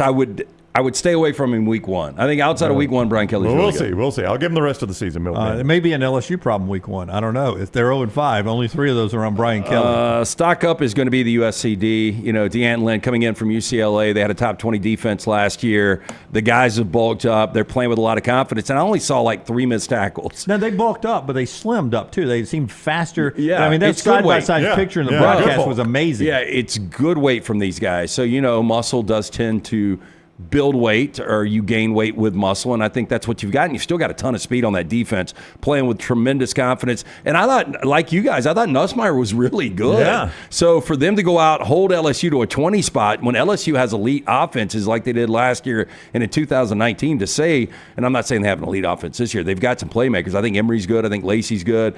USC defense blew me away. And the SEC. Now, you can look at some of these other scores, but the SEC had 3 meaningful games. 4 if you want to camp Vanderbilt. I'll give you that win, but the other 3? Nope, it was bad. I mean, because I think we asked, what's the SEC going to be? And a lot of people said 3-0, 3-0, 3-0. Yeah, they were. Yeah, okay, but just real quickly. Florida projected where? 11th? 12th maybe in the league? Yeah, okay. I'm not going to play this game. We pound the SEC drum. I'm not going to say they were unfair matchups. Yeah. We beat the drum. But Miami's the favorite in the ACC now. Yeah, and Texas and Florida is 12th. Okay, but nobody had them. Miami ran them off their own field. They're the favorite now for a reason. Texas A&M, middle of the pack in the SEC. Maybe. Notre Dame, playoff team. Everyone projected. Yeah, but we beat the drum for the SEC. I'm not going to sit here and say those are home unfair games. matchups. And LSU basically was a glorified home game in Vegas last night. The SEC looked bad. But LSU was was a team that's supposed to beat them. I'm going to go to Diego Pavia. You tweeted it. This guy's carving them up, man. 190 passing yards, 104 rushing yards, and that includes sacks, too. I mean, we get 104 total. Yeah. So when you get sacked, you lose yardage in college. Diego, for Vandy, He was a one-man show. He carried the ball 22 Dude, times. he is so fun to watch because he just doesn't look the part. Like if the Prisoners rolled out a team like in The Longest Yard, he looks like he might be. You play quarterback in high school? Come on. I did, I text our buddy Willard, John Willard, who was up there with some Virginia Tech buddies, and I was like, this fat dude is running all over you guys. Like a beer league quarterback. Yeah. And Brown, you're right. That Vandy uniform, that should be their best uniform. Never go away from that uniform. It was so good. The white helmet, the black jersey, such a good I'm still confused on how Virginia Tech comes storming back, gets up 7 and loses that game. It still loses the game. But Diego was good. They loved him so much, they brought in Beck, his offensive coordinator from New Mexico State. Right. Then they hired Jerry Kill to be an analyst who he wasn't an analyst, by the way. You're allowed now to coach. He was coaching his ass off on the sidelines. That guy can coach. Yes. And good for Clark Lee. Had the defense dialed in. Diego's my stock up. Stock down. Just a little bit more facts on your Brian Kelly. And I'm not giving up on Brian Kelly, but in first games, he's allergic to taking 3 points. In back-to-back years, he drives the field, gets in there. It's not 4th and goal from the 1. It's 4th and goal from the 3 both years. I think last year's call affected this year.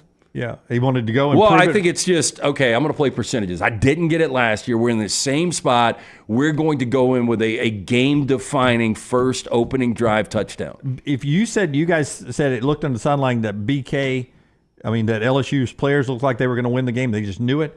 I think BK coached the beginning of the game like he thought they were going to win the game with ease. That 3 points ended up being valuable in a great contest. It felt like LSU went down the field with such ease that BK was already on the sideline thinking that defense is no better. We're going to do this all night. We will score 40. So I'm going to go ahead and get it started. I was with 7. listening to our friends Barrett Salee and Tom Luganbill at some point yesterday morning, and I forgot who the guest was on, but they all three agreed that LSU was going to run USC. They did not. Hey, one more thing in this segment after I tell you about our friends at UCA. That's Urology Centers of Alabama. I don't know anybody that waved their white flag this weekend. It wasn't, you told me early on that it was U.S. Open weekend, was a vasectomy weekend that was always very popular. Oh, Masters is huge. I think the Open's probably big. NCAA tournament, right? NCAA tournament's the biggest. Our friends at Urology Centers of Alabama can handle that vasectomy. They do everything between prostate health to kidney stones, all your urological needs. They'll take care of you. Visit urologycentersalabama.com, urologycentersalabama.com to schedule an appointment. 35 urologists on hand, 16 locations across Alabama. It's urologycentersalabama.com. All right, we've given you a lot of the good, the bad. We broke down a lot of the big games. We'll circle back to a little Alabama and Auburn coming up in the next segment. Trash is coming up at 11:30. But if I asked you this first weekend, the 5 most impressive wins. The 5 most impressive wins. I'll give you time at the top of the hour to think about it. We're going to whiteboard them? Or you don't have to whiteboard them. I just want the 5 most impressive wins to you. Okay. I got 3 have already popped in my head. Okay, 5 on the other side. Scott Frost, by the way, will he be a head coach again in the college football world? I don't think so after this move. You know, he's going to the NFL. He's the analyst now with the LA Rams. You think he'll learn a little Sean McVay and stick in the NFL? I mean, that's the plan here. And, maybe McVay is one of these guys that pulls a Saban at the next level and rehabs these guys' image. Scott Frost, it was a perfect fit at Central Florida. Going back to his Oregon days, there were a lot of people that believed if he just would have stayed there, he would have taken over for Helfrich, which I guess he would have. Right. It was just, kind of bad decisions here and there. And obviously the Nebraska program could never get it on the tracks. And we'll see if Matt Rule's able to take that huge win, or I should say by points this past weekend. And we'll see how that goes moving forward. But, Scott Frost going to the NFL now, I don't know if he comes back to the college level or not. I don't know. It could be a good resume builder, though, if you're with McVay to come back and coach it up, because he has a great record at UCF. Big week ahead. Some of the mybookie.ag lines. Tennessee started off -7. NC State, that's moving around. Texas started off just -5 at Michigan. That's going up. Auburn started off 13.5 against Cal. That's going up. Alabama's at 31 with USF. Oklahoma State just 9 with Arkansas. Kentucky 8.5 with South Carolina. Those are some of the big games happening this weekend. Our friends at Milo's are ready to treat you for lunch today, LT. It is National Hunger Awareness Month. Did you guys know that 1 in 5 children in Central Alabama experience hunger? This is why Milo's hamburgers Hamburgers has joined the fight to end hunger, invites you to do the same. From September 4th to September 20th, Milo's Hamburgers hosting a food drive at all their restaurant locations, benefiting the food bank of Central Alabama. Milo's customers who donate canned goods or any non-perishable food item will receive a free regular drink for their support. Together we can make a difference. Again, just get into one of those great Milo's locations September 4th through the 20th. Follow The Next Round on Twitter, Instagram, and Facebook at Next Round Live.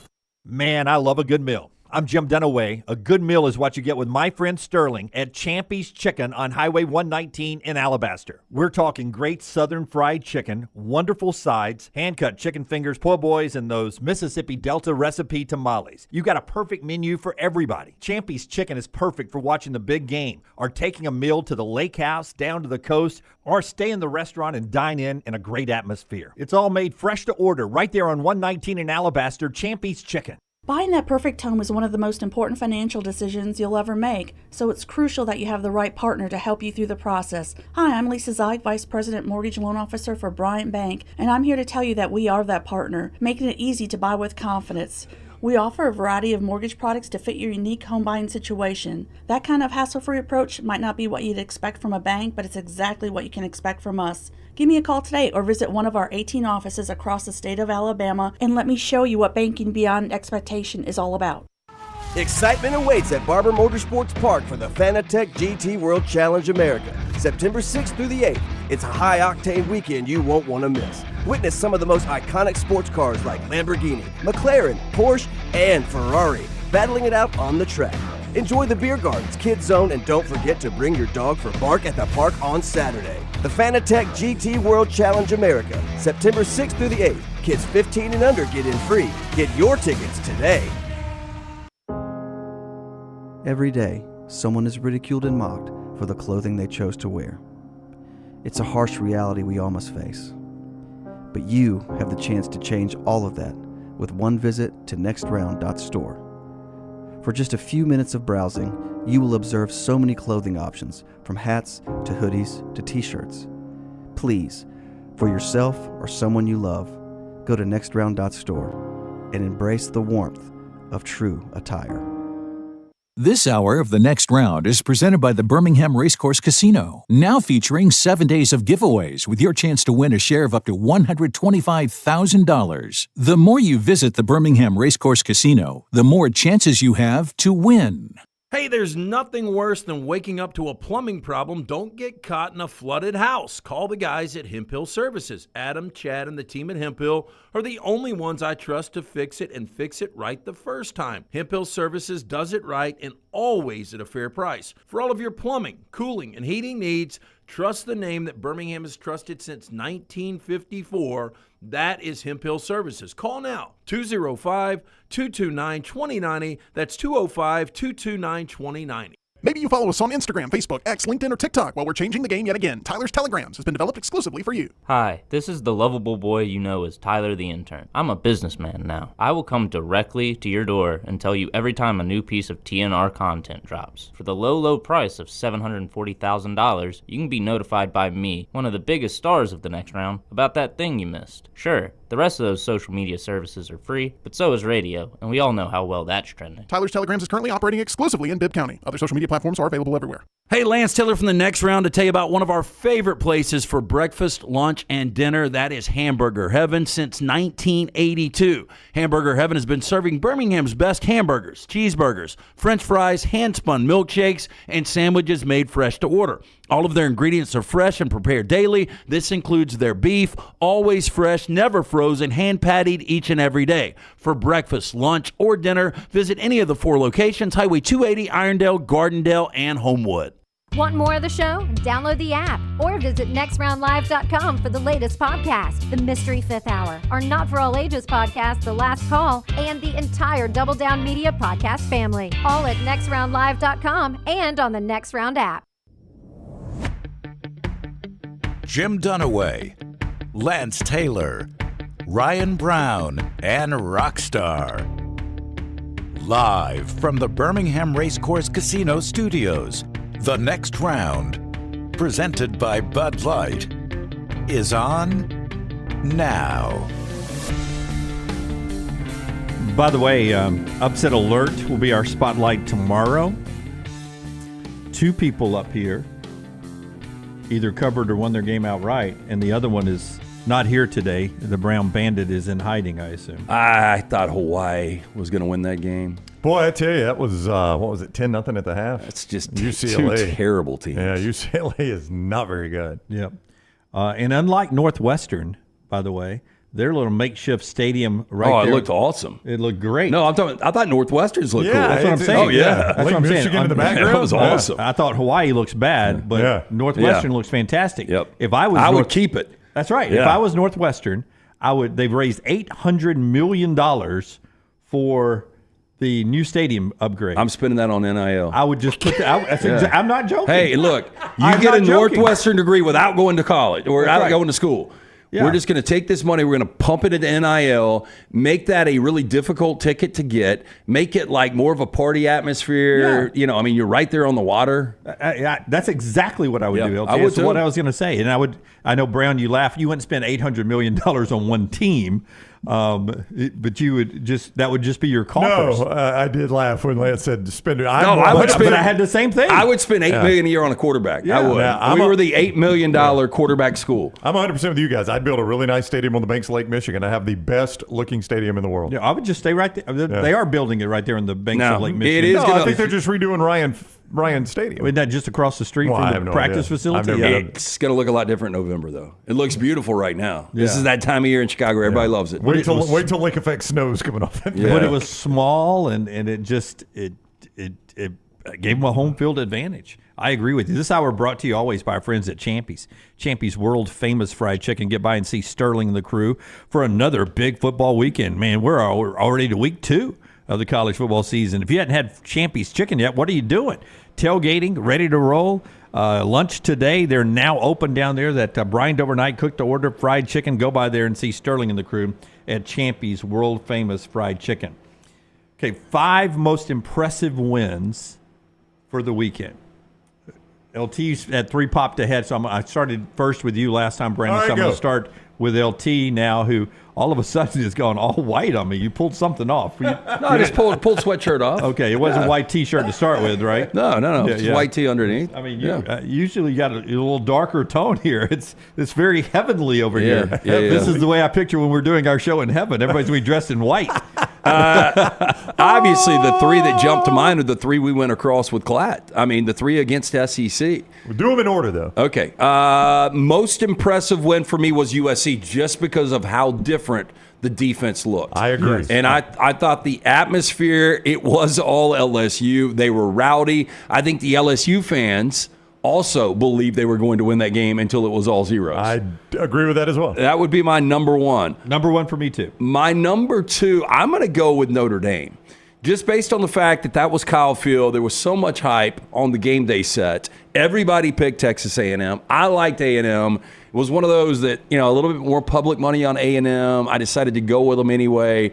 And I thought Wegman was just not good. Nobody punched their ticket for the playoffs this weekend except Notre Dame. Yeah, I mean, even a 2-loss Notre Dame team is in this, and I defy you to look at the remainder of their schedule and find now the 3 USC losses. game got much more difficult, right? They've still got Florida State. But they've got Louisville, don't they? They do. I think Louisville is going to be the team out of the ACC nobody's talking about. Yeah. I really do. And I'm not trying to make you look bad here. You liked Connor Wegman coming into this season. Oh, yeah. Because the first 3 games of last year, I thought he was great. That was awful. Awful. Now, keep in mind, he's been out for 11 months. Okay. I think Klatt brought this up, and one of the things that I did look at was the offensive line for Notre Dame. I thought there would be some communication issues. I thought they would get beat by that Texas defensive line. 3 sophomores, 2 freshmen. Yeah, and then Mike Elko, the experience as a defense coordinator. I thought he would come in with some different looks. I thought Leonard would struggle. Leonard didn't look great. Nope. But, if they get more committed to running the football with Jeremiah Love, that is going to be a really good offensive line that will get better and better, and their defense, especially in the secondary, lights out. So that was number 2 for me. Number 3 has got to be the statement that Cam Ward and Miami made when everybody was talking about how bad the ACC was. I would agree with you. I would flip those 2. I would have had Miami 2 and Notre Dame 3. I'm fine with the order, though. Just to go in that environment. That was a juiced environment earlier. I mean, the Florida fans brought it. They thought that this was our pathway back. And after one bad mistake, Cam Ward was near flawless in a difficult environment. Any time that Florida looked like in the first half they were going to get that crowd going and take it back, right. Cam Ward took it away from them again. Now, I don't know, this is getting a little nitpicky. It didn't affect the outcome of the game, but it gave Miami a fresh set of downs. There was a roughing the quarterback. It was you shouldn't have done it. I think Cam Ward kind of sold it a little bit. You remember it was down.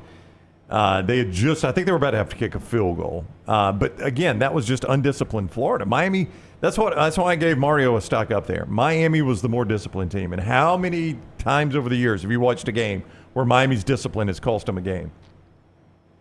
I've got to put Vanderbilt on this list. I have to. Yeah, it was an impressive win. Well, it was. You're a 2-touchdown underdog. You hadn't beaten a Power 4 conference team in 2 years. And you go out, you get up 17-0. And I think it was great for Vanderbilt to then fall behind by 7 and find a way to still win that game. Yeah, that's right. That's right, too.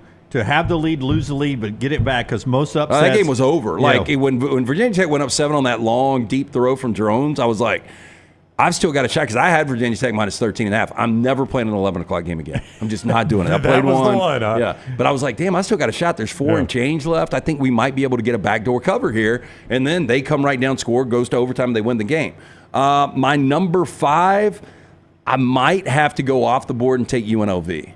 That was an incredible beatdown. I had UNLV plus the 3.5. Wrong team was obviously favored. But when you start to look at what Barry Odom did last year, 9 wins, to what they've got this year and the way that defense played, could they be in the mix to possibly be a Group 5 contender to get to a college football playoff? You guys know I read 1,000 things before I come in on Monday. One of the, I think it was The Athletic, they said because of Boise State's defense, the way they looked at Georgia Southern, that UNLV is becoming a trendy Group of 5 representative in the playoffs. I mean, God forbid he gets hurt, but if Genty went down, Ashton Genty, who had, 800 yards rushing this past weekend against Georgia Southern, I don't know what their offense does. So, I feel good that Barry Odom could devise something to at least slow him down. I've got 3 of yours at the end.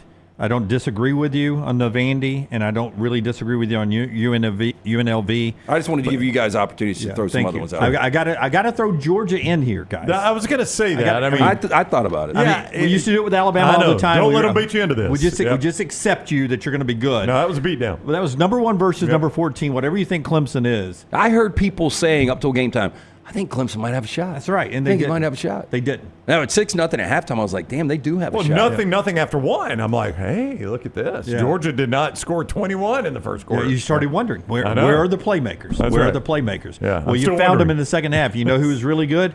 Carson Beck was really good. You know who else was really good and never gets credit? Mike Bobo. Some of those design pass routes where they were wheeling that guy in. I'm a football guy. I don't really know what I'm saying here, but that's what they said on the broadcast. What McElroy said on the broadcast when they wheeled that guy in behind the receiver that cleared out that space. Beck was spot on. I thought that was fantastic. I just wonder how long it takes for guys like Peter Woods on that defense to start getting frustrated with how bad the offense is. That's right, and go somewhere else because he's only a sophomore. He's only a sophomore. Yeah, so he's got time to go cash checks somewhere else. And he's a 7-figure guy. That's right, and he's from SEC country. He's from Alabaster, so he could go to any SEC school he wants to Alabama.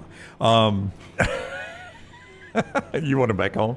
And I'm going to say the 5th one here. They were playing nobody.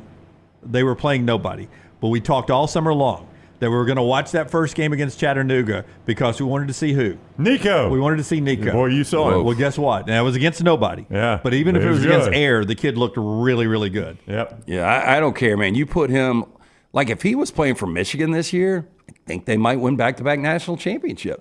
People can laugh all they want at that. I won't laugh at that. But I think that guy is that good. I just wonder how good this Tennessee defense is going to be. So neither of you consider Penn State? I did consider Penn State. I mean, that was, again, a tough environment. If you watch first half of that game, West Virginia's fans brought it. And Penn State, it was just machine-like. I think Penn State's good. Yeah, and I don't Singleton had a good game. I don't usually cheer for rain delays, but that pushed that game back perfectly timed when Florida Miami became a beatdown that gave me something to watch on my other TVs. It worked out really good. My only issue was I wanted to see Nebraska, and I could not figure out. I didn't have volume up when they told me where they moved Nebraska, and I never could. It took me forever to find Nebraska and UTEP. Dylan Raiola had already scored They did a 3 bad touchdowns. job for me on the quad boxes. Yeah. Yeah. I didn't have good mixes. Well, it's because you can't. You only on the networks can you. Like when you get to the other games that you want, it's got to be all ESPN or all Fox. And that's what's so stupid. It's all YouTube TV, and they're paying these networks or however that deal works. I agree with you. So why would you just not be able to select what is on your YouTube TV? I agree, but I did something. I coached myself up in the morning. I went on all 3 of my TVs in the sports room, and I went out and logged in and had ESPN Plus ready to go because I knew I needed it for the Auburn game later that night. Do you get nervous about that? Like, I got downstairs because I got the new remote, and it went out, so I had to call and bother my remote guy, and we finally figured it out. But I just wanted to make sure there was no glitches at all. Yeah, no, I'm nervous. There are times I'm so nervous about the TV setup. When I'm trying to change something, but I don't want to screw everything up. When did DirecTV find out about the ABC ESPN situation? Apparently right before Braves Phillies' first pitch last night, from what I can gather. No, DirecTV? Yeah, that's when they pulled it. No, they pulled it. Was that last night or was it? Yeah, it was last night. Yeah. Right before Braves Phillies' first pitch. Yeah. Now, before USC I LSU think for me, people were worried about USC LSU, though, right? Yeah. Well, they were. Now, that got a little confusing because it was on ABC, and it said Disney-owned ABC stations. Well, I happen to know, because I get a check from them, ABC 3340 is not owned by Disney. It's owned by Sinclair, but it was blacked out. Now, let me tell you this. I have got... and I don't know if this was true for Lunceford. I don't know if he tried this, but I imagine he's got the same thing. The Disney bundle, which is Hulu, ESPN, and Disney. And I was able to get the LSU-USC game. Lunceford, do you have that bundle? Well, I have YouTube TV, so I don't have to worry about it. Yeah, you don't have to worry about it. But I do have everything that exists. Yeah, yeah, I would imagine so. Me too. I don't use half of it. Did you hear anything about a dangerous liberal out of San Francisco this weekend? What? Did you not see the political commercials nonstop? Oh, God, yes. They were not, especially that Penn State. And I just thought it was crazy. They kept doing this. Yeah. And then Ricky Pearsall gets shot in the chest in San Francisco. Yeah. So anyway, the ABC game was available on my ESPN app, but the Braves Phillies was not. So I don't know what was at play there, but ESPN was blacked out, or ABC was blacked out on DirecTV. Now, the first I was aware of it, they were running at the bottom of the screen during the Alabama USF game. That's the first time I had seen anything about this. Yeah, they always do that. I didn't even know it was close. Yep. Like when they started running it, I was like, oh, crap. Here in a few weeks, I may be without ESPN. I did not know it was like the next night I was going to be without it. Do you have any more of what we were talking about? Any more of the impressive wins? No, that was it. We covered everything. Got your whole list? Yep. All right. So the show being brought to you by a couple of great folks. One of them is our friends at CPAP. CPAP Plus. Still more to do in this segment before we take our next break. Tell us about CPAP Plus. Yeah, LT. we've told you about our friend Osh and the great experience he's had with the O'Neill brothers at CPAP Plus. If you are a CPAP user, if you think this is something you need to get in. Don't buy your mask and supplies from Amazon or online. Go see the folks at CPAP Plus. See what you're actually buying. With over 200 5-star reviews on Google, the folks at CPAP Plus are CPAP users themselves, so the people helping you know what it's like and are ready to help. Just Google CPAP Plus or stop into one of those 3 convenient locations, Pelham Highway 280, now open and trustful. They carry the best equipment. They've got mask and supplies in stock every day. Do you need it today? Guess what? They've got it today. They've also got travel CPAP machines in stock. Stop at one of those 3 locations or Google today CPAP Plus. A couple of point spreads of interest. First of all, tonight, this game has, I think, in a large part been forgotten, but Florida State is a 16-point favorite over Boston College at mybookie.ag. Is there a play at Lance's lock? Yes, we have a 10-star on that game. 10-star. You've got 2 Friday night games this week. No Thursday night game because the NFL kicks off. 2 Thursday night college games. SMU. Friday night. You just said Friday. Thursday. Excuse me. Friday night. SMU, a 10-point favorite at home over BYU, and Northwestern on the lake, a 3-point favorite over Duke. So those are some of the midweek, late week games there. You play those at mybookie.ag. Code next round when you sign on at mybookie.ag. Get that sign-on bonus. They double your initial deposit right now to get you ready for week 2 of college football and week 1 of the NFL, that Thursday night NFL game. Give me that line, Ravens Chiefs, right? In case what do you think? What's your gut tell you? What is your gut in tell the you? NFL, I'm going to say it's everything's 3 it's points. 2.5. It's 3. It's 3. Yeah. Yeah. Everything's 3 points. Your safest guess in the NFL is somebody's Well, favored by I'll tell you, 3. that's the team I wanted in our Calcutta. I got the 4th pick, and it went San Fran, Kansas City. No, I got the 5th pick. Baltimore, Cincinnati, and then I took the Eagles. I like this I like this Lamar Jackson team. The difference on Thursday night, I'll give you a little hint which way I'm leaning, is this is a regular season game. If this is a postseason game, postseason Mahomes against postseason Lamar Jackson, a little bit different. It is a regular season game. Regular season game, no doubt. All right, Rockstar, let's do a couple of sound bites here, post-game locker rooms.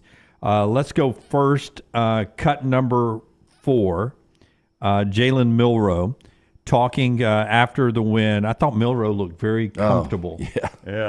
Yeah, really. I mean, I go back, I brought up Cam Ward and how he was just kind of cruising around the field.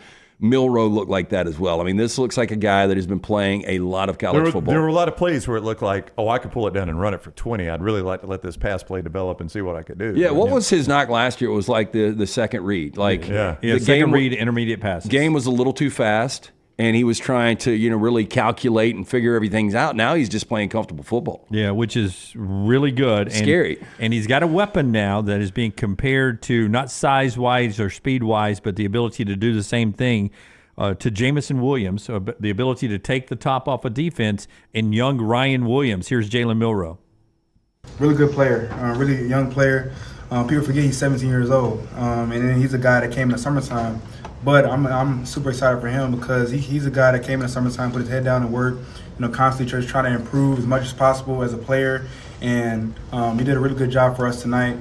But there's always, room for growth and room for our whole offense to keep on, climbing the ladder. But for right now, I'm proud of him. Yeah, proud of him. He Love that shirt. Good. You like that shirt? The Terrion Arnold shirt. Terrion was there on the sidelines and talking to a lot of the students or former students on the fence and chatting them up. But also, EG got to talk to him a little bit and talked about how good it was going. It was good to see all the NFL guys back. It's the one weekend with the colleges going on, like Jaden Daniels. I love seeing it, yeah. Did you see Jaden, how excited he was about the touchdown drive? He's running around and everything. Down at Auburn, Hugh Freeze and his Freeze 4 wide receivers, part of that great recruiting class, he got asked about their first impression for a sold-out Jordan-Hare Stadium crowd. Malcolm, Perry, and Cam all get in the end zone tonight. As someone who hit the recruiting trail hard, specifically to upgrade at the receiver position, how satisfying was it for you tonight to see all three of them make an impact? It was really satisfying, and I enjoyed they're just young kids, man, and they just are enjoying playing and going through the experience, and it's fun to see them. And I thought Dre set a good tone for that room, and Robert is those two are really good leaders. And obviously we've talked about how talented those young kids are, but I didn't, if I could have dreamt it up and said, hey, I'd love for all three of them to score, that would have been really nice. I don't know that. I had a feeling that Cam would, because I knew we could take some shots with him. Wasn't sure that we could get all of them in the end zone, but it's really nice to see that they were quite excited for each other too, which I love.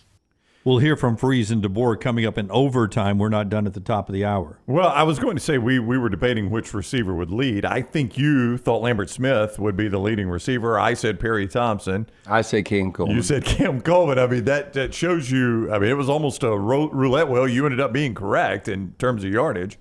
But I mean, that was, to me, everything else, just flush everything else from that game. How much better you've gotten a receiver just almost overnight at Auburn. It's incredible. Everything we did all summer long with 16 teams, we're three people.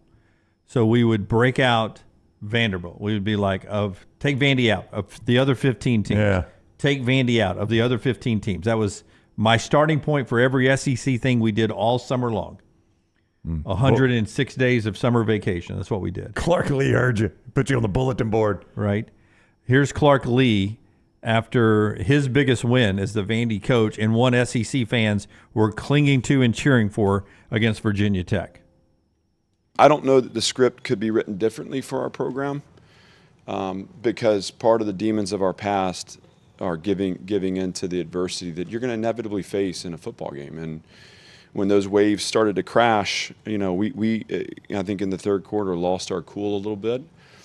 And we got to learn from that because, we were fortunate to come out on top. And maybe fortunate is the wrong way to put it because that doesn't give credit to the players and the heart that they played with. Because they went out and won that game. But ultimately,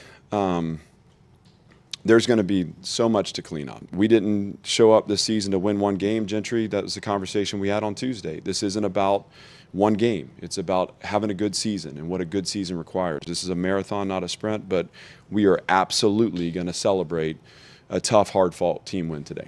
If you have the over on Vanderbilt wins, congratulations. Yeah, like that. That did seal it. There's a chance they could go 5-7 when you start to look at the schedule. Now, Clark Lee's one of those guys, at trivia we have that category that says class of. All right. And I point to somebody in the crowd, you got 3 guesses when they graduated high school. The guy with the beard and the bald guy are always difficult. That's right. Clark Lee could be 30, but he could be 60. That's right. You never know. And then there's this guy. Go ahead. I love that. Getting them to 6 is the tough thing. Everybody wants them to be bowl eligible. You can get them to 5. I think they beat South Carolina. I think maybe South Carolina does not look very good. They may be the worst team in the conference. Antiquated rule that will be changed soon. 5 and 7 Vandy would have a bowl game pretty soon because of the realignment in the conferences. Before you hit the sound, Forrester, can you just punch up Mike Gundy? It is incredible. That hair is unbelievable. So too is Gundy. That was He a does look like Conway Twitty. pretty good win for Oklahoma State against South Dakota State. 15-0 last year, 29 straight wins for South Dakota State. That was a good win by Oklahoma State. They did it with Bowman. They did it with Ollie Gordon. And Mike Gundy, despite him coloring his hair, he's older than he looks. And How does he color his hair? It's gray on the sides. Oh, he leaves that. You don't think the top of that hair is colored? I don't know, man. I mean, if you're going to color it, do you not color it throughout? It looks like one of those hats you wear, the visor that's got like with the fake hair. Okay, backroom shot, Forrester, as quick as we can. By show of hands, how many people think Mike Gundy colors his hair? I mean, LT, look at his eyebrows. I don't think he does. I think he's just got the gray grows in weird places. There is no way you would color your hair like that. Does he color his hair? Guys, come on. You're not going to leave the gray on the side. I'm with Lance. I color the temples if I'm going to color the top. I disagree. You want it to look, anyway, you want it to look realistic. Trans Am with T-tops. Yeah. In the chat room, does he color his hair or not? But Mike Gundy doesn't. No, he tans. I feel really good about that. Yeah, he's got a tanning package, doesn't he? He gets asked if he used any of the new technology available to him this Saturday. Did you use any of the iPads on the side line, or are you able to? Me? Yeah. No, I didn't. No, they all did. They had them upstairs and down. That'll be a discussion in the morning. What do we get out of it? What changes we need to make? This is all so new. The earpiece, and it'll be interesting when we review it in the morning to try to learn and make it better. The tablets, how productive were we? Do we need to change the way we're operating in that area? Do you hear what Casey is saying to Bowman, or are you blocked out of that? I can't. They won't let me hear it. If anybody's a good IT guy, we'll get the guy from Michigan down here and let him hook me up. Even though he didn't do it. What was that song in? What was that song? You should know. Yeah, the song. It was kind of a partial rap in the shower. It caught me. I didn't do it. It wasn't me. What was it? Yeah. It wasn't me. Yeah, that's right. It wasn't me. Yeah. So he's watched the documentary. We know that. Okay, how many people wants to know? Was it a young female he was pointing at? I was about to say, how did they know? Yeah. Or like anything to do with the character of the reporter he's calling in? Wasn't me. Yeah, it wasn't me. You should know. You should know a lot of stuff. Unbelievable. He's such a neck. Where's the reverse angle, Forrester? He is such a neck. You're right. I want to know. He did the old redneck. Hey, they're when he said that, call that guy from the Stallions, the guy from Michigan, even though he didn't do it. I thought this number would be a little bit lighter. I mean, 8.5 against Arkansas. That's a big number. It is a big number. Taylor Green looked really good Thursday night, but boy, they played a bad team. They did. Which Pine Bluff is a little different than Oak State. I think this Oak State team's really good. Yeah. Ollie Gordon only 27 carries. He didn't get the punishment we thought he was going to get. I'm not being punished. 50. I'm sorry. I'm tired. I'm not being punished. All right, Gutter Cap bringing you that part of the show right there. Tell us about Gutter Cap. I got to hang out with our buddy C. Stu over the weekend. Great guy. It's that time of a year. Leaves start falling. You have to keep your gutters clean and free-flowing. You need to call my good friend Chris Stewart at Gutter Cap, 205-823-2212. Gutter Cap, patented metal cover system. Fits over most gutters, allowing rainwater inside, but simply eliminating your gutter cleaning forever. Gutter Cap is A+, rated with our Better Business Bureau. Chris is on the board of directors. Eliminate gutter cleaning for over 2 decades. He's done it right here in Birmingham. Call 205-823-2212. He will come out and give you a free estimate. For more information, guttercapbirmingham.com. Take the next round anywhere you go with official Next Round gear. Buy yours today at nextround.store. A legendary coach once said, "It's not the will to win that matters. It is the will to prepare to win." Hi, I'm Bobby Humphrey, Vice President of Business Development for Bryant Bank, and I can tell you that our Bryant bankers have the dedication and the experience to put together a financial game plan that is right for you. At Bryant Bank, we specialize in community banking and offer personal and business loans, checking and savings account, mobile banking, and treasury management services. Stop by one of our 18 offices across the state of Alabama to find out what unbeatable service and legendary results are all about. Twin Peaks is the best in the game. Here, you're in the red zone for every college rivalry and divisional matchup all season long. On game day, you never have to decide which teams to watch, only what combination of bites, burgers, wings, and more to order. Plus, where else are your favorite draft beers always poured at a frozen 29 degrees? Only at Twin Peaks, the #1 sports bar. Stick around after the sun sets. Twin Peaks is open really late. Wind down with bourbon and late-night bites. Only at Twin Peaks. This hour of The Next Round is presented by the Birmingham Racecourse Casino, now featuring 7 days of giveaways with your chance to win a share of up to $125,000. The more you visit the Birmingham Racecourse Casino, the more chances you have to win. Let's face it, a home is one of the most powerful assets you can have, and our friends at Mortgage Right want to help you build wealth through home ownership. Mortgage Right is all about providing competitive rates, a variety of loan products, and a multitude of resources for a seamless home buying experience. They treat their borrowers like family and are always looking to bring more happy homeowners under their roof. See more by visiting mortgageright.com/TNR today and start living. That's mortgageright.com/TNR. NMLS 2239, Equal Housing Lender. It's time to pull the trigger on the Next Round merch that you've been eyeing. We know there's a lot to choose from at nextround.store, so here's a few of our favorite picks. If you want to match LT and Brown, go with the TNR logo hoodie and throw in one of Dunaway's favorite hats. Any of them will do.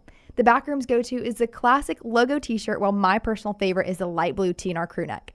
All of these items can be found at nextround.store and are EG approved. Rest assured, your order will be packed with lots of love from us here at the Next Round. Head over to nextround.store to start filling up your cart. Hey, you feel that? That's fall in the air. And New Balance Birmingham got your fresh fall pair to kick it during game time and sport from the sideline. Come together at New Balance Birmingham on Highway 280 right next to Chick-fil-A. New Balance Birmingham, we got now. The World Wide Web is a large place. Find all your favorite people and content in the same spot. NextRoundLive.com is full of wonderful tidbits about the show you know and love. Find our gear, listen to your favorite personalities, follow our socials, and enjoy your trip to NextRoundLive.com. Stop by the New York Butcher Shop and pick up the finest in certified Angus prime beef steaks and burgers, premium pork chops, ribs, and all-natural chicken cut to order just for you. Their chef-prepared entrees and side dishes are the perfect dinner-to-go choice for your family and are ready to heat at home. With a great selection of fine wines and desserts, the New York Butcher Shop is your one-stop dinner shop. 2 locations to serve you, Cahaba Heights and on Highway 119 in Greystone. The New York Butcher Shop. Rare quality, well-done service.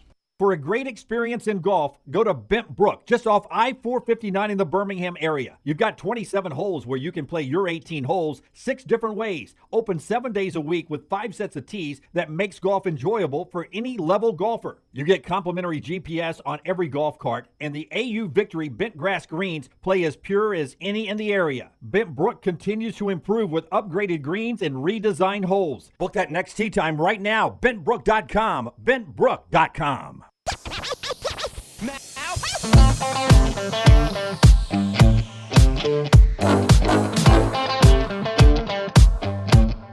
Back with you on the show here. Trash coming up in just a second.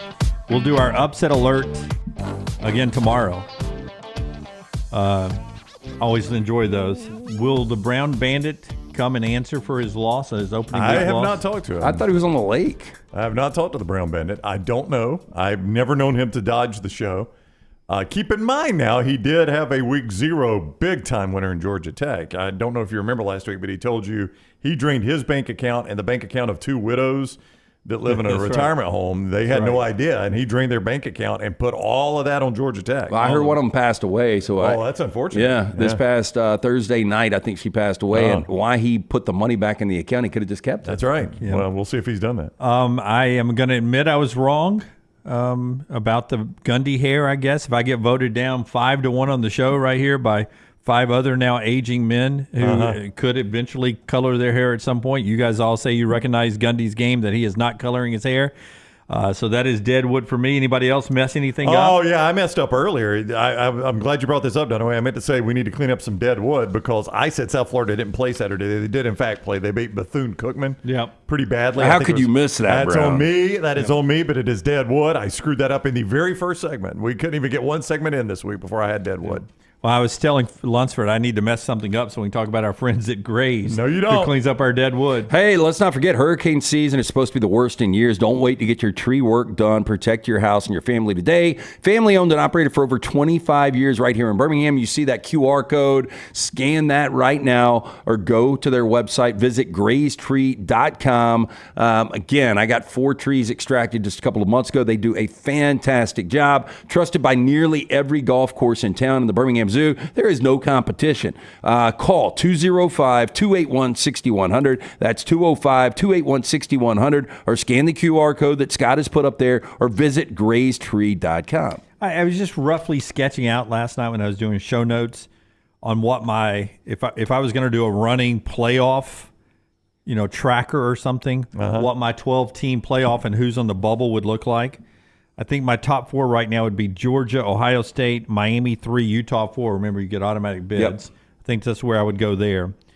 I'd go 5 Texas, 6 Alabama, 7 Oregon. Oregon dropping for me a little bit because, that was a scary game with Idaho. Yeah, I don't know if it was a scary game. The score was really a weird score, but, man, they still put up numbers, and I don't know what happened there. I didn't watch it. I flipped over when it was 17. What was it, 17-14 or whatever? And I was like, "What in the world is going on?" So I flip over. Idaho scored on 2 trick plays, and immediately I'm like, Dylan Gabriel must have been awful if this score's this close. I pull up the box. He's already got 320 pass yards. Oh yeah, he completed 41 passes. I know, and I'm like, how on earth is this game only 17-14? It was just like Bo Nix last year. They were averaging 1 yard downfield passes. I'll tell you, I don't feel great about Ohio State after watching them. That game was Jeremiah Smith was all that he was advertised. That game was 17-3 at the half. Oh, trust me, I know. I laid 48.5. Yeah, I had an opportunity to cover late. There was something with Will Howard that just doesn't look like Ohio State quarterbacks we've seen before. To me, Kyle McCord for Syracuse under Fran Brown looked better than Will Howard did. 100%. And that's the thing that will cost Ohio State a game or a championship if it happens, will be Will Howard unless it gets better. I kind of agree. Yeah. I got Notre Dame and Penn State in there. Right now, if I was doing a playoff ranking after 1 week, which is stupid, but somebody will do it, I'd have USC in there. I would. I already did, by the way. I made that projection before the year started. And I would sneak Tennessee in at 11 right now. I got no problem with any of those. Now, Tennessee played Chattanooga. We'll learn a lot more about them against NC State. I get it. But Nico looked – I always say this, Jim, and we've talked a lot about it today with Alabama over Western Kentucky, Auburn over Alabama A&M. When you play these crappy teams, there's a way you're supposed to beat them. Yeah, 76-0. That's the way you're supposed to beat them, right? Like Ole Miss did Furman, like Alabama did Western Kentucky, like Auburn did Alabama A&M, Nico like had Tennessee over did 300.5. I know Nico was fantastic, and I watched some of that just to see him. 11:45 kick. Those passes were on the money against anybody. It didn't matter. He wasn't throwing it behind receivers, and Chattanooga just wasn't in coverage. They were zip. That kid looked really, I don't really know good. if they've got a Jalen Hyatt. We did have a Brew McCoy sighting. McCoy was heavily involved in that. 8 catches? 8 or 9. Yeah. If I was a top-end wide receiver, that's the kind of quarterback you want to play with. Yeah. And even if you're a receiver that plays for an 8-4 this year that goes 1,000 yards, like Ricky White III, who's UNLV's receiver. If that guy was playing in Knoxville this year, watch out. Okay. Trash today in just a second. Tell us about our friends at Michelson Laser Vision. Make the phone call that I made more than 2 decades ago, 205-969-8100. Ask for Amy. Tell her the next round sent you. She's going to hook you up with a hassle-free consultation, 0 to find out if LASIK is right for you. Dr. Mort Michelson, Dr. Jen Michelson, best in the business. I got the procedure done. I had the 2200 vision, was legally blind without the aid of contacts. After the procedure, I've got 20/15 vision still. Make the phone call that I made, 205-969-8100 or michelsonlaservision.com. All right, in the MyBookie.ag chat room, code NEXTROUND at MyBookie.ag. Landmine believers on me for putting Western Kentucky in the same category as Furman, Alabama A&M, and Chattanooga. And I'm not. I'm just saying those were overmatched opponents. I know they're different teams. He says Western Kentucky was picked second in CUSA. They'll win 8 or 9 games. They will not with TJ Finley playing quarterback. Yeah. That's a bad fit. I don't know. Yeah, I think I would have stayed at Texas State. Yeah, I don't know what. And I know he had an improved year at Texas State, but he does not fit a Hilton offense. That he can't play quarterback in that type of offense. Who's got better hair, him or Gundy? Hilton or Gundy? No, TJ Finley or Gundy? I mean, Finley's is growing straight up. Yeah, at least Finley's, I believe, is real. Yeah, Finley's is closer to God right now. It is. Somebody in the chat room asked us, how do we like the SEC on ABC broadcast? It's the SEC on ESPN broadcast, not much different. I did like having 3 games back-to-back on ABC. I pull them in off the air, so I was getting it about 20 seconds faster than the rest of you were that were not pulling it off the air. So knowledge is power. I enjoyed that. Okay. Because I sent you one just to play with you one time. You did. Yeah. Dunaway was always like a step or two, a play or two just ahead one time. of me. I just did it one time. Yeah, I ignored you. I wanted you to. You did. I wanted you to text me back. How was the food, by the way? Oh, the food was fantastic. Yeah, I had a couple people ask me, did you go by and pick up Jim Brown's food? And I was like, I didn't. You know what my wife made for the first time ever? Kaneka sausage dog. Yeah. I've got a photo of it. We just got so much going on. We'll do it later in the week. Kaneka sausage dog with barbecue sauce in the bun, topped with turnip greens and fried onions. It's almost the soul pie hot dog. I'm surprised with the onions, though. You don't like onions? Fried, yeah, they're fried onions. Okay. It's like the little. Oh, yeah. The little. Yeah, it's not. You barely even taste the onion. I was torn when I went by. I went by New York Butcher Shop. We talked about them earlier. And I was torn because I went by to get a steak to grill for the primetime games and some twice-baked potatoes, which were delicious, and some macaroni and cheese, delicious. So I went on and you eat the skin too? Oh, yeah. Yeah. So then I said, the 11 o'clock game is going to kick off here. I don't want to make a sandwich during it. So I went on and had to make me an unbelievable huge sandwich. It was delicious. Delicious. And then I made the mistake of getting the bread pudding. I mean, the bread, what's it called? Banana bread again. Bourbon. You ate the whole thing? There's one piece waiting tonight, but one piece. In the course of I really can't do anymore. One slither for Florida State tonight. if I don't have the kids over, I can't get it because I'm like you. I'll eat the whole thing. I ate probably three-quarters of it during Saturday's game. A little slice last night at halftime, and saved a little slither. I was on the couch from 11 a.m. Never walked outside. Nor did I. And did not go to bed till 1:30 or 2 a.m. Yeah. That's a good weekend. So, too, trash time now. A little late to trash, but we're all the way to the top of the hour with you, and then we'll go overtime.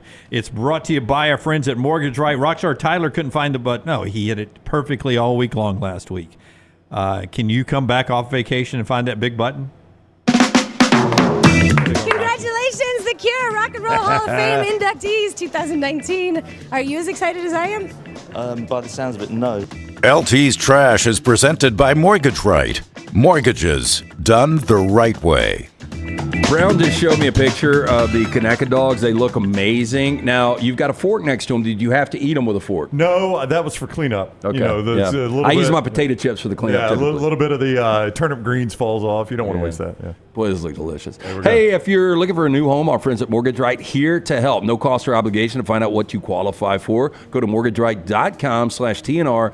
Call 205-900-7200. So remember, whether you're looking for your final home, your first home, whether you have a big down payment or need 100% financing, Mortgage Right, one-stop shop for mortgages, NMLS 2239, equal housing lender.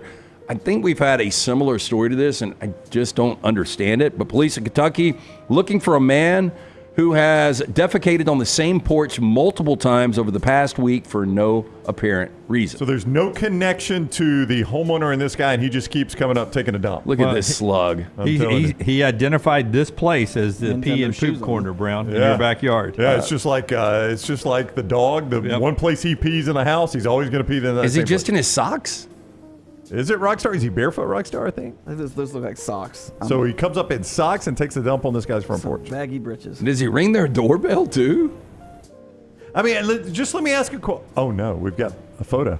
Let me ask a question. I don't think I can poop in that position. All right, it happens once. Is he cupping his junk? It happens twice.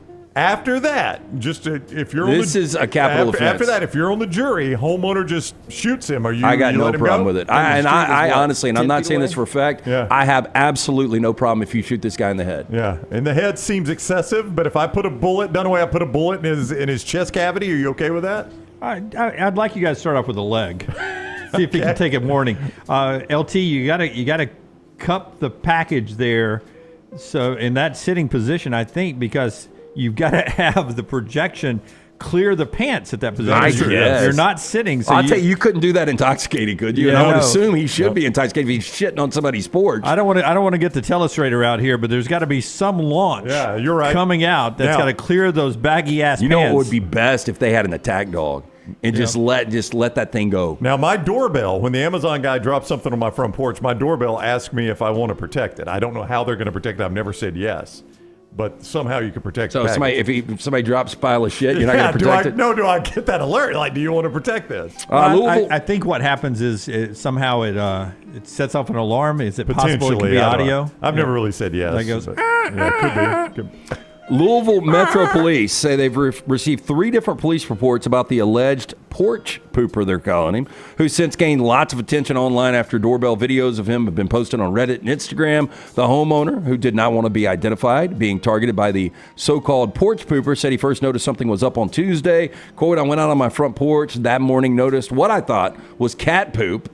This guy must be... Wow. What kind of cat is More that? fiber, dude. Is that a lion? The homeowner said he cleaned it up, checked his Nest doorbell camera from the night before, and that's when he realized it certainly was not a cat. Oh, Quote, that not only pissed me off. did he defecate, but he also urinated on our welcome mat. Definitely shot to the head here.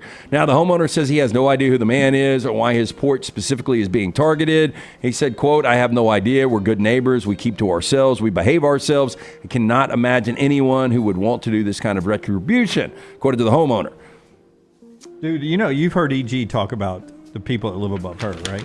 Oh, yeah. Yeah, she's got a theory that I think is correct. Yeah, I will just tell you, she was a guest with Taylor on Dunaway After Dark last night, and you could hear it on the broadcast. Could you really? It was like they were bouncing bowling balls up there. Yeah. I told her that I'm going to be older brother and go knock on the door. Somebody's got to. Yeah, she's got a working theory. Now, that this is probably where I get shot. Could. Especially with her working theory. Let me give you her theory off the air before. Off the air. Off the air before you go knocking on a door. Are we pushing pills up there? I don't think so. I think she's on to something else that I think she's got it right. We got a cat house being run? Yeah, I'm not going to. It sounded like they opened a bowling alley. I'm not going to speculate. Hey, as the central and local governments across Korea experimenting with new policy ideas to encourage couples to get married and have babies to boost the country's persistently low birth rate, one district office in Busan is offering 1 million won, which is equivalent to $720, just for initiating a romantic relationship through its matchmaking event. Now, according to the Southern Port City Saha District Office on Wednesday,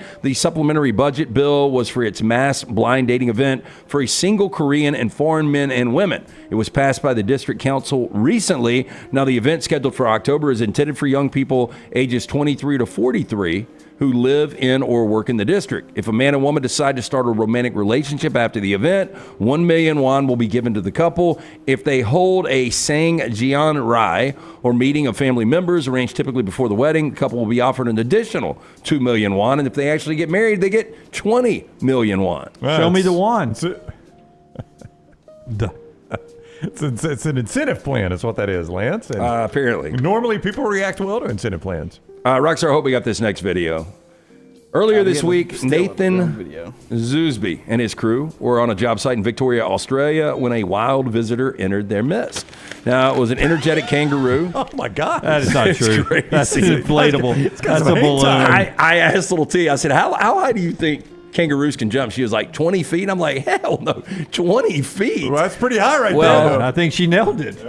It was a kangaroo who ultimately wound up within the confines of a fenced-in empty lawn. Now, the crew opened up a portion of the metal fencing in front to grant the kangaroo an easy escape, but the bouncy animal had other plans. Rather than slip through the open metal fence, kangaroo decided to hop over the wooden portion of the fencing instead. Well, he's clearing it by a good 5 feet. Well, it says that according to World Animal Protection, kangaroos are capable of vertical leaps of up to 10 feet high. That's about 10 feet. Okay. But I love how he's just got the hands out. I mean, The double jump was he jumped on the video. He jumps on the fence and he does it to jump off the fence again. So it's like a double. It's like me jumping on the So we can't see it though? Well, I mean, I could have to transfer it over. Hold on. I gotta see this. You're right. It doesn't look real. We got some time. This hour being brought to you by our friends I'll tell you what they need. They need Rodrigo in that backyard. Did you see how bad that backyard was? Is this down under though? Do they even care about I the grass? don't think. But I would care more about it because of the snakes and spiders they've got there. That's right. I'd want to keep the kangaroo around and maybe fight off the snakes and the spiders. Champy's Chicken, Highway 119 in Alabaster. Sterling and the crew down there. If you want to jump out of a crowded area and go get some great chicken, you can do that right there in Alabaster on Highway 119. It is tremendous food. Sterling works hard on the customer service and the food you get on your plate. You can't beat it. It's champyschicken.com, Highway 119 in Alabaster. Let's get it. Here we go. Boy, that is a bad yard. Yeah, not as impressive. Oh, yeah. I mean, he's got a little. That's athletic right there. I mean, to be able to balance right here and then kick it again. Yeah, that's a little half gainer there. Yeah. That landing had to be a bitch. He blew out a knee landing. Longer. He's got Melton feet though, doesn't he? He does. See, I want to see it one more time. I mean, to be able to put those Melton feet up on that wood is crazy. I mean, watch this. Boom, and then it's that extra kick. I like how he's bouncing in the air like he thinks he's going to land on something else, Rockstar. Look at this dude getting paid $17 an hour to run whatever that equipment is. It's like, holy hell. Look at that. That may be it, Brand. He got up midair, and he's going to land on something, and he does that extra kick to go a little further over. Yeah, he's like, what am I landing on? Nothing. There's nothing but air here. Yeah, that's really impressive. Yeah, pretty crazy. If you're a huge fan of the KFC signature bucket and have $130 to spare, you may be interested to know that KFC and drinkware company Corsicle, is that right? Is it Corsicle? I think so. Yeah, I think it is. Have partnered to release a limited edition ice bucket that looks very much like a signature KFC bucket. Now, the KFC Corsicle ice bucket is inspired by KFC's iconic bucket, designed to keep ice for up to 48 hours or fried chicken hot. Now, features of the bucket include triple wall insulation, a non-slip bottom, easy grip flat sides, big enough to hold 2 cans or 1 wine bottle. It costs $129.95. In case you're curious, a regular Corsicle ice bucket costs $99.95. In addition to the ice bucket, the KFC Corsicle collection also includes a tumbler and a canteen. Hey, I've got this thing in my garage, Rockstar. We call it a cooler. Does it have Colonel Sanders on it? It does not have Colonel Sanders on it, but you know what it does? It keeps ice frozen. You can put drinks in there. I don't think I need this. Yeah, I don't think I need it either. I think it would work in the Meltdown studio. They have iconic items all around the Meltdown studio. That's why they have popcorn buckets. It's marketing. Yeah, maybe we should get this for the Meltdown guys. 2:00 Central tomorrow. They're off today. That's trash. Brought to you by Mortgage Right. Hey, it is buying season. Our friends at Mortgage Right here to help. There is no cost or obligation to find out what you qualify for. You get more information by going to their website. If you're in Birmingham, you can call that Highway 280 office, 205-900-7200, mortgageright.com. About 6 minutes away from overtime. I do want to mention this real quickly. If you're heading up to Wisconsin, or you want to go to Wisconsin for the Alabama game and you hadn't made plans yet, you got some good news for me? Yeah. Are most people booking after seeing that viral video? Ready for the Alabama? Have you seen it, by the way? I have not. What about? They did one of these sorority like dances or whatever. It was for I forgot what it was for, but it's gone Alabama viral. sororities or Wisconsin. Wisconsin. Yeah, okay. If you're ready for the Alabama-Wisconsin showdown on Saturday, September 14th, Total Sports Travel has you covered.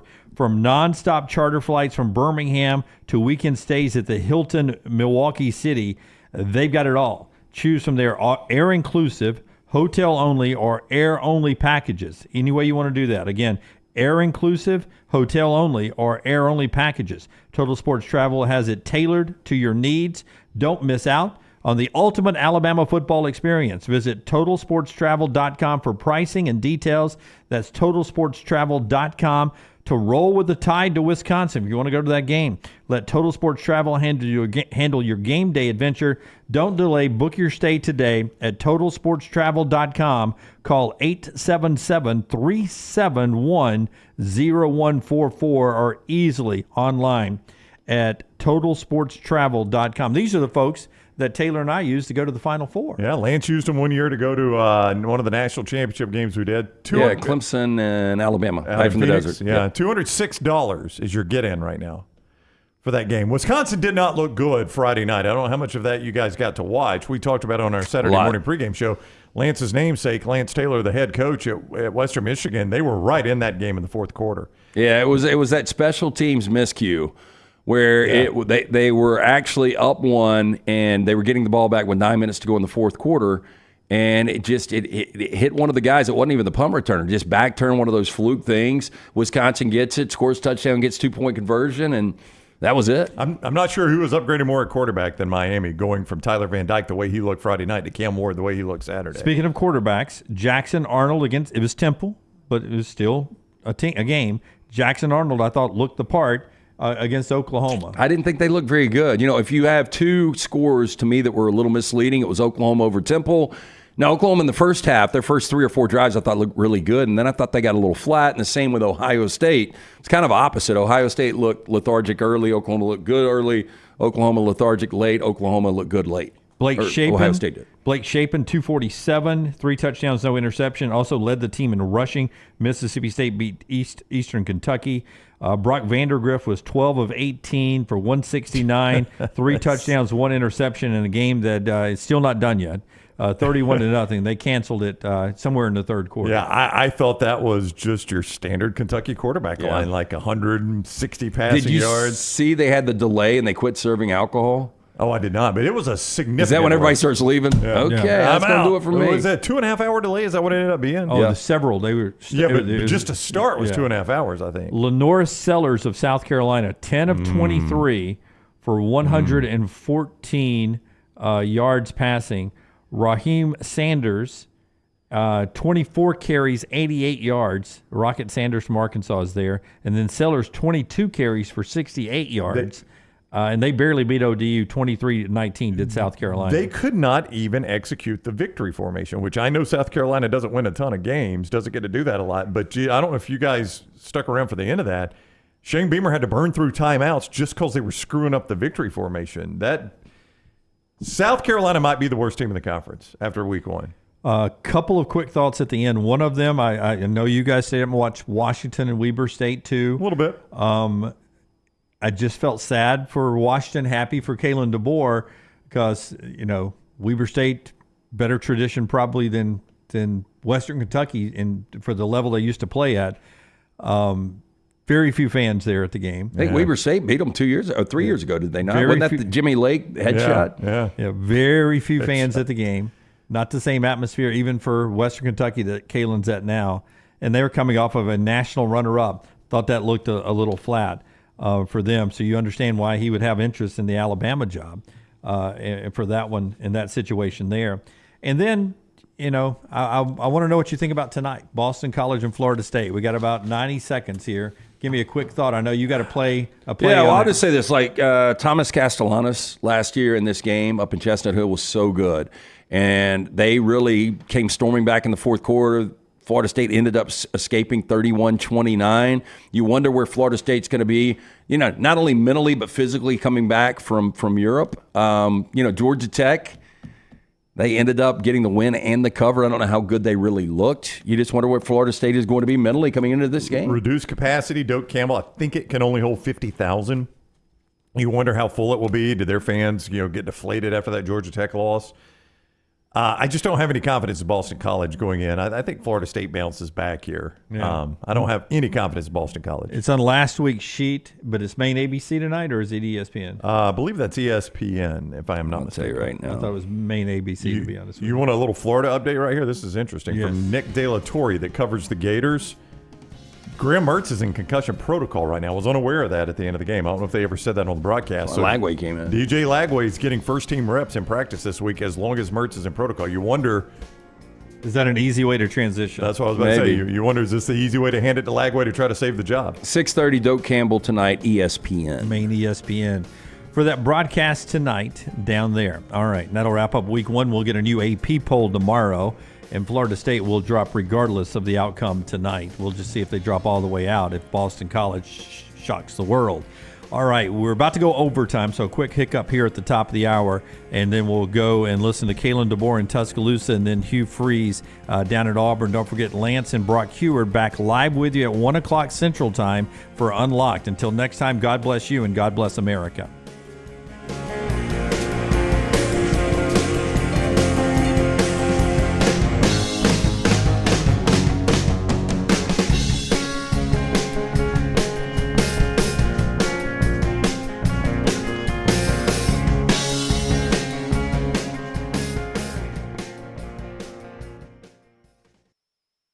All right, our friends at Roback.com brings you a little overtime today. Let's go check in with Kalen DeBoer, the head coach of Alabama, as they get ready for South Florida. Coming to Bryant-Denny this weekend, here's the Bama coach. On the field, talked a lot about it, and I think you guys were running out of questions to ask at some point here because it was the same ones and not much to go off of with all the new staff. But it was good to get out there on the field, and I thought really pleased with the way our guys just sustained the energy. I'm not talking about just during the game, but really all week long, and got more and more excited. And then just really from the beginning to the end, a lot of focus.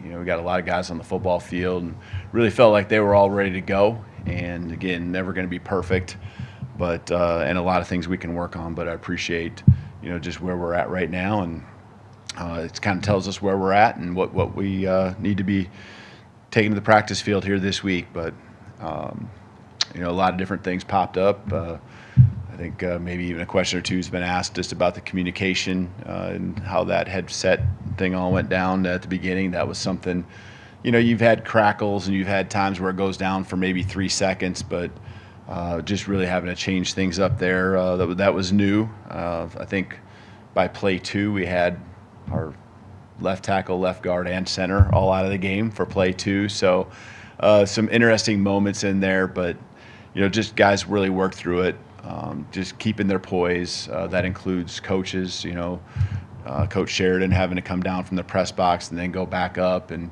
trying to figure out if you're going to get caught, you know, caught in the middle of that. And you know, we'll be fine that way. It's just there is a lot of communication that does happen, you know, not just from him to the signalers, but others as well. Just getting personnel in the field. So.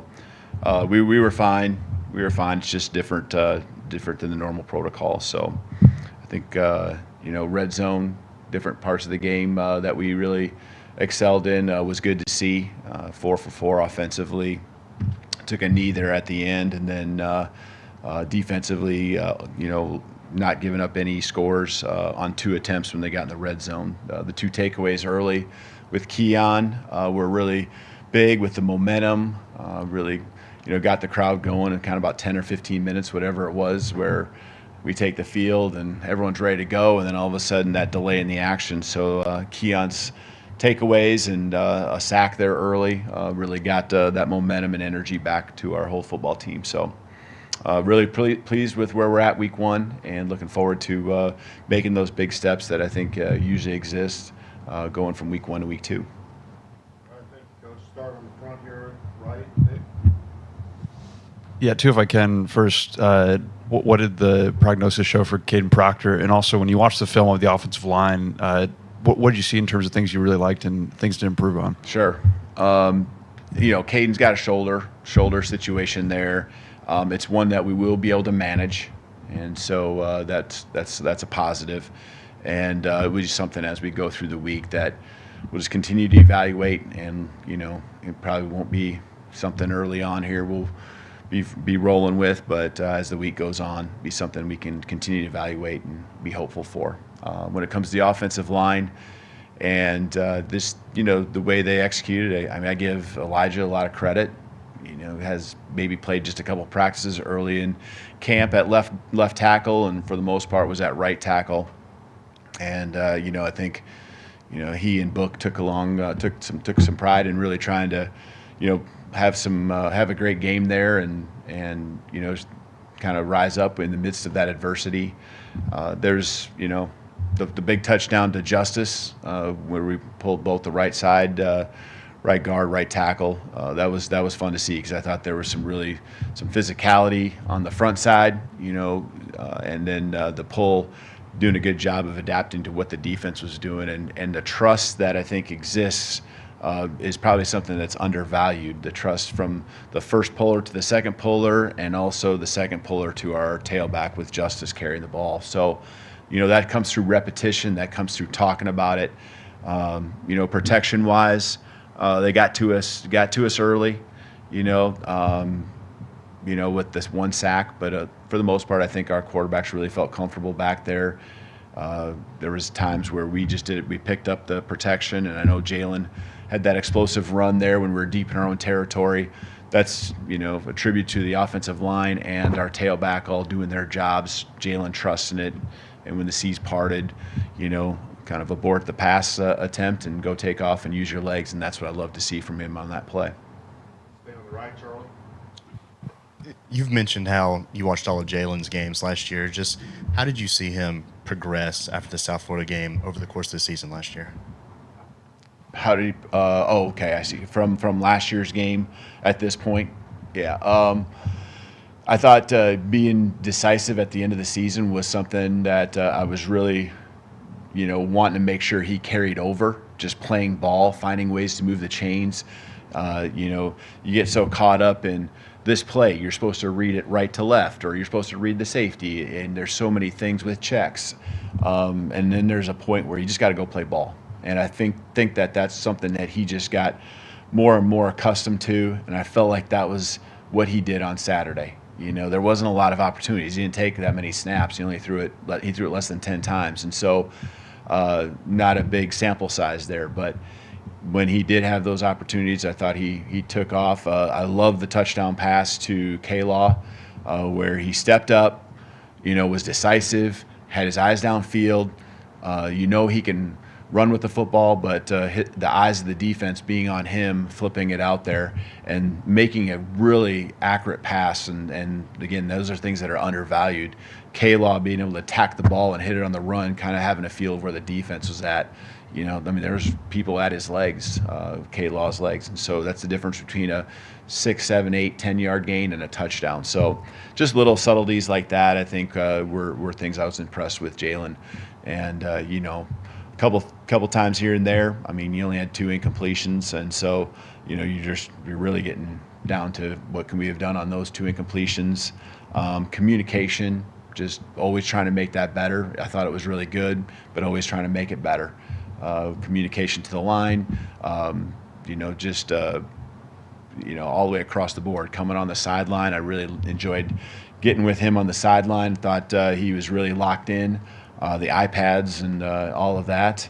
I really thought he utilized that to his advantage along with the rest of our staff, both sides of the ball.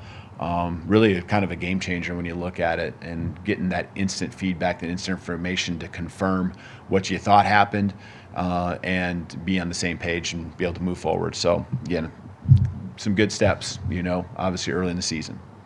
Katie on the left front row. Kane talked about how important it was going to be for guys to have to manage their time this week, with this being the first kind of real game week, Sunday to Saturday. Just for most of the guys, it being different, having the Sunday practice, just kind of how did you see them respond to that yesterday, or kind of what was it like them starting their game weeks? Yeah, I think, early would be this fall camp or even the summer when kind of I showed them the schedule of what a normal week would look like. They were kind of maybe wondering what Sunday was going to be all about, but I think they went through it and really, felt good about putting last week's game kind of to bed, it being over, and getting a little bit of work in. even to kind of maybe just a couple things that they can identify when they're watching film now that we threw at them or showed them yesterday, just real late in the day. And so, I think they feel like they probably got a head start, and now today's a day where, they're off their feet and really kind of getting their bodies back to where tomorrow morning you turn around, you got a lot of good energy. And so I think they see the way the schedule comes together now to benefit them. And doesn't mean that you can't do it other ways, but that's just how we make it all work together. Stay on the left here, Ryan. Go ahead. Coach, evaluate Wilkin Formby getting his first start right tackle. Yeah, I thought Wilkin, I saw some energy and some excitement out of him. We had some big plays there, and love that. He's, I thought from a game standpoint, very pleased with the steps I feel like he's taken since not just even spring ball, but even through fall camp. It's always about progress, right? It's always about improving, and he is certainly doing that. He's raising his level of physicality, he's raising his level of communication and talking and being on the same page with Jaden next to him. And so, I thought there was physicality. I think there was some, I used the word decisiveness with the quarterback. I felt like he was very decisive and really never looking uncomfortable on, okay, I'm supposed to block this guy, or, assignment wise. Coach Cap, I think, had all those guys really locked in. And Wilkin would have been a part of that. So good place to start the season with his effort and execution here after week one. Back over the right side, Matt. Have you seen any extra level of energy from some of the guys who were back from last season for this game after what was almost a disaster last year? You talking about disaster last year? You talking about the USF game, or? We haven't. I think there's a piece they probably remember, but I didn't experience that with them, and so it's not like I'm really drawing on that. Reminding them that it was a closer game, and that falls in line with what one of our pieces of our program is, to respect all and fear none. And so that respect factor was there this last week. It's going to be there again this week, and I'm sure that there are certain guys that went through that as you're suggesting, that have that a different type of determination on top of what we're trying to do with this 2024 team. But I think we're really trying to make it about this season, this team, and trying to take the next steps that are necessary here going into week 2. Go to the left side, Tony. We don't see very many jersey alterations around here. What was the decision to put the C's on the captain's jerseys, and did you get any pushback from maybe some of the real traditional boosters or fans or anything from that? I haven't, because they probably hadn't seen it and known about it till the game, right? So, but that still hasn't happened since. I think the tradition before, right, was more of the captains at the end of the year. So it was something that you weren't going to do during the season. Just kind of something that I've done wherever I've been.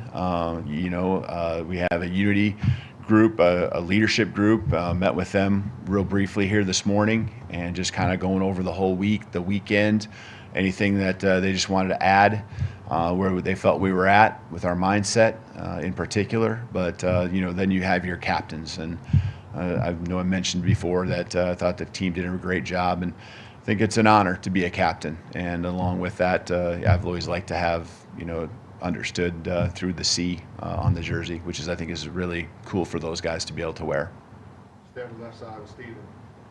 Coach, to get 3 running backs into the end zone, what confidence does that do for the offensive line and also that whole running back room? Yeah, and a couple of them were explosive plays. So I think it's confidence all around. It's confidence that the offensive line will make those seams for you, and the jams play, just a lot of chaos happening out there with our guys hitting blocks and moving people, and jam hitting that seam, and just both goes both ways. If we get our job done offensive line wise, the tailback's going to do his. If I read it right as a tailback, the offensive line's going to fit the blocks up right. So that's running for 300 plus yards. That's something that I don't take lightly, and it's tailbacks, it's Jalen, both quarterbacks actually, did a nice job when their time came to go make plays. And so there's a lot of threats.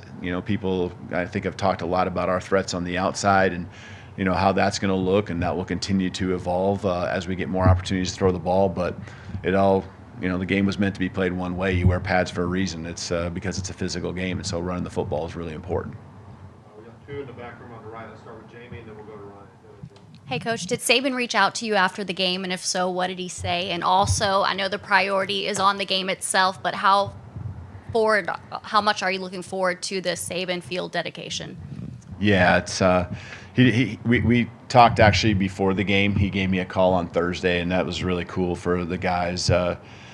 And he wanted me to pass along that he's thinking about him and wishing him the best, and going to be rooting for him. And you can just tell how much he cares about not just the program but the individuals within it. So wanted to make sure I passed that along because I think that was important for them to hear, important from both ends. And so and it's going to be an awesome night, having the field named in honor of Coach, and that's really something special. It's one of those things where you're going to play in it and you know what's happening, but being a part of the ceremony is something the team really can't do. We're in the middle of probably pregame meal and some of those type of prep work, but just to have that, the whole honor for Coach Saban, everything he's done here. I know how much that will mean to him, and it's something that I know we have a lot of respect for, and going to make sure that we continue to do everything we can to make it our house and protect our field here on out, just like it's been in the 17 years that he was here. Ryan, go ahead. She took my question. Coach, the long ball with Ryan Williams, 2 catches, 2 touchdowns. Obviously, you want to see that. Do you ever worry about a home run ball? And when stuff gets hard, in the past, maybe stuff gets hard and you can't make those short passes because you rely on the home run ball. What's your thought on that as the season progresses? Yeah, no, I mean, that's just part of the progression. And the progression took Jalen to Ryan. That's not the beginning of the progression on the first touchdown, and in particular, well, both of them. It was a later part of the progression, and that says a lot about a lot of things. It says that the line did a good job protecting and giving him time with our tailback, and then in both of those routes, concepts, Jalen really working through the read and working to the very end. It might not have been the very last on one of them, but it again says a lot, just thinking about Jalen and getting to Ryan, especially on the second touchdown. That's coming across the middle, putting it where it needed to be. Confidence, as a receiver when you're running across the middle like that your quarterback's, not going to put you in a bad spot, so Ryan can just focus on the football, and then breaking tackles too, 2 guys right there. So I don't feel like we rely on the long ball. I don't feel like that's what our offense is about. I feel like it's a progression, but there are usually big play opportunities that are built within almost really most of the concepts that we have, and situational stuff too.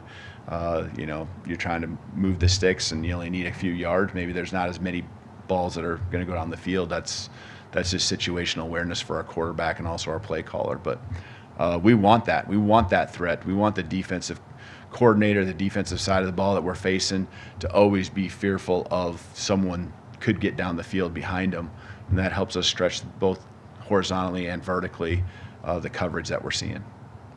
We got time left for just 2 more questions, so we're going to start on the left here with Joe. Coach, South Florida's known for its tempo. What's going to be the team's approach, and how are you preparing for that this Saturday? Yeah, we saw changes of tempo this last week, and that's something that we'll be certainly focused on. It's hard to simulate that in practice. We do have, I think, different ways you can do that within your scout team, and communication, substitutions. You got to be really on your game as a coaching staff, and the players being ready to find those opportunities where you can sub in, whether it's a different package or just someone needing a breather. And then being able to get your cleats in the dirt and being able to be ready to when the ball snap, get off the ball.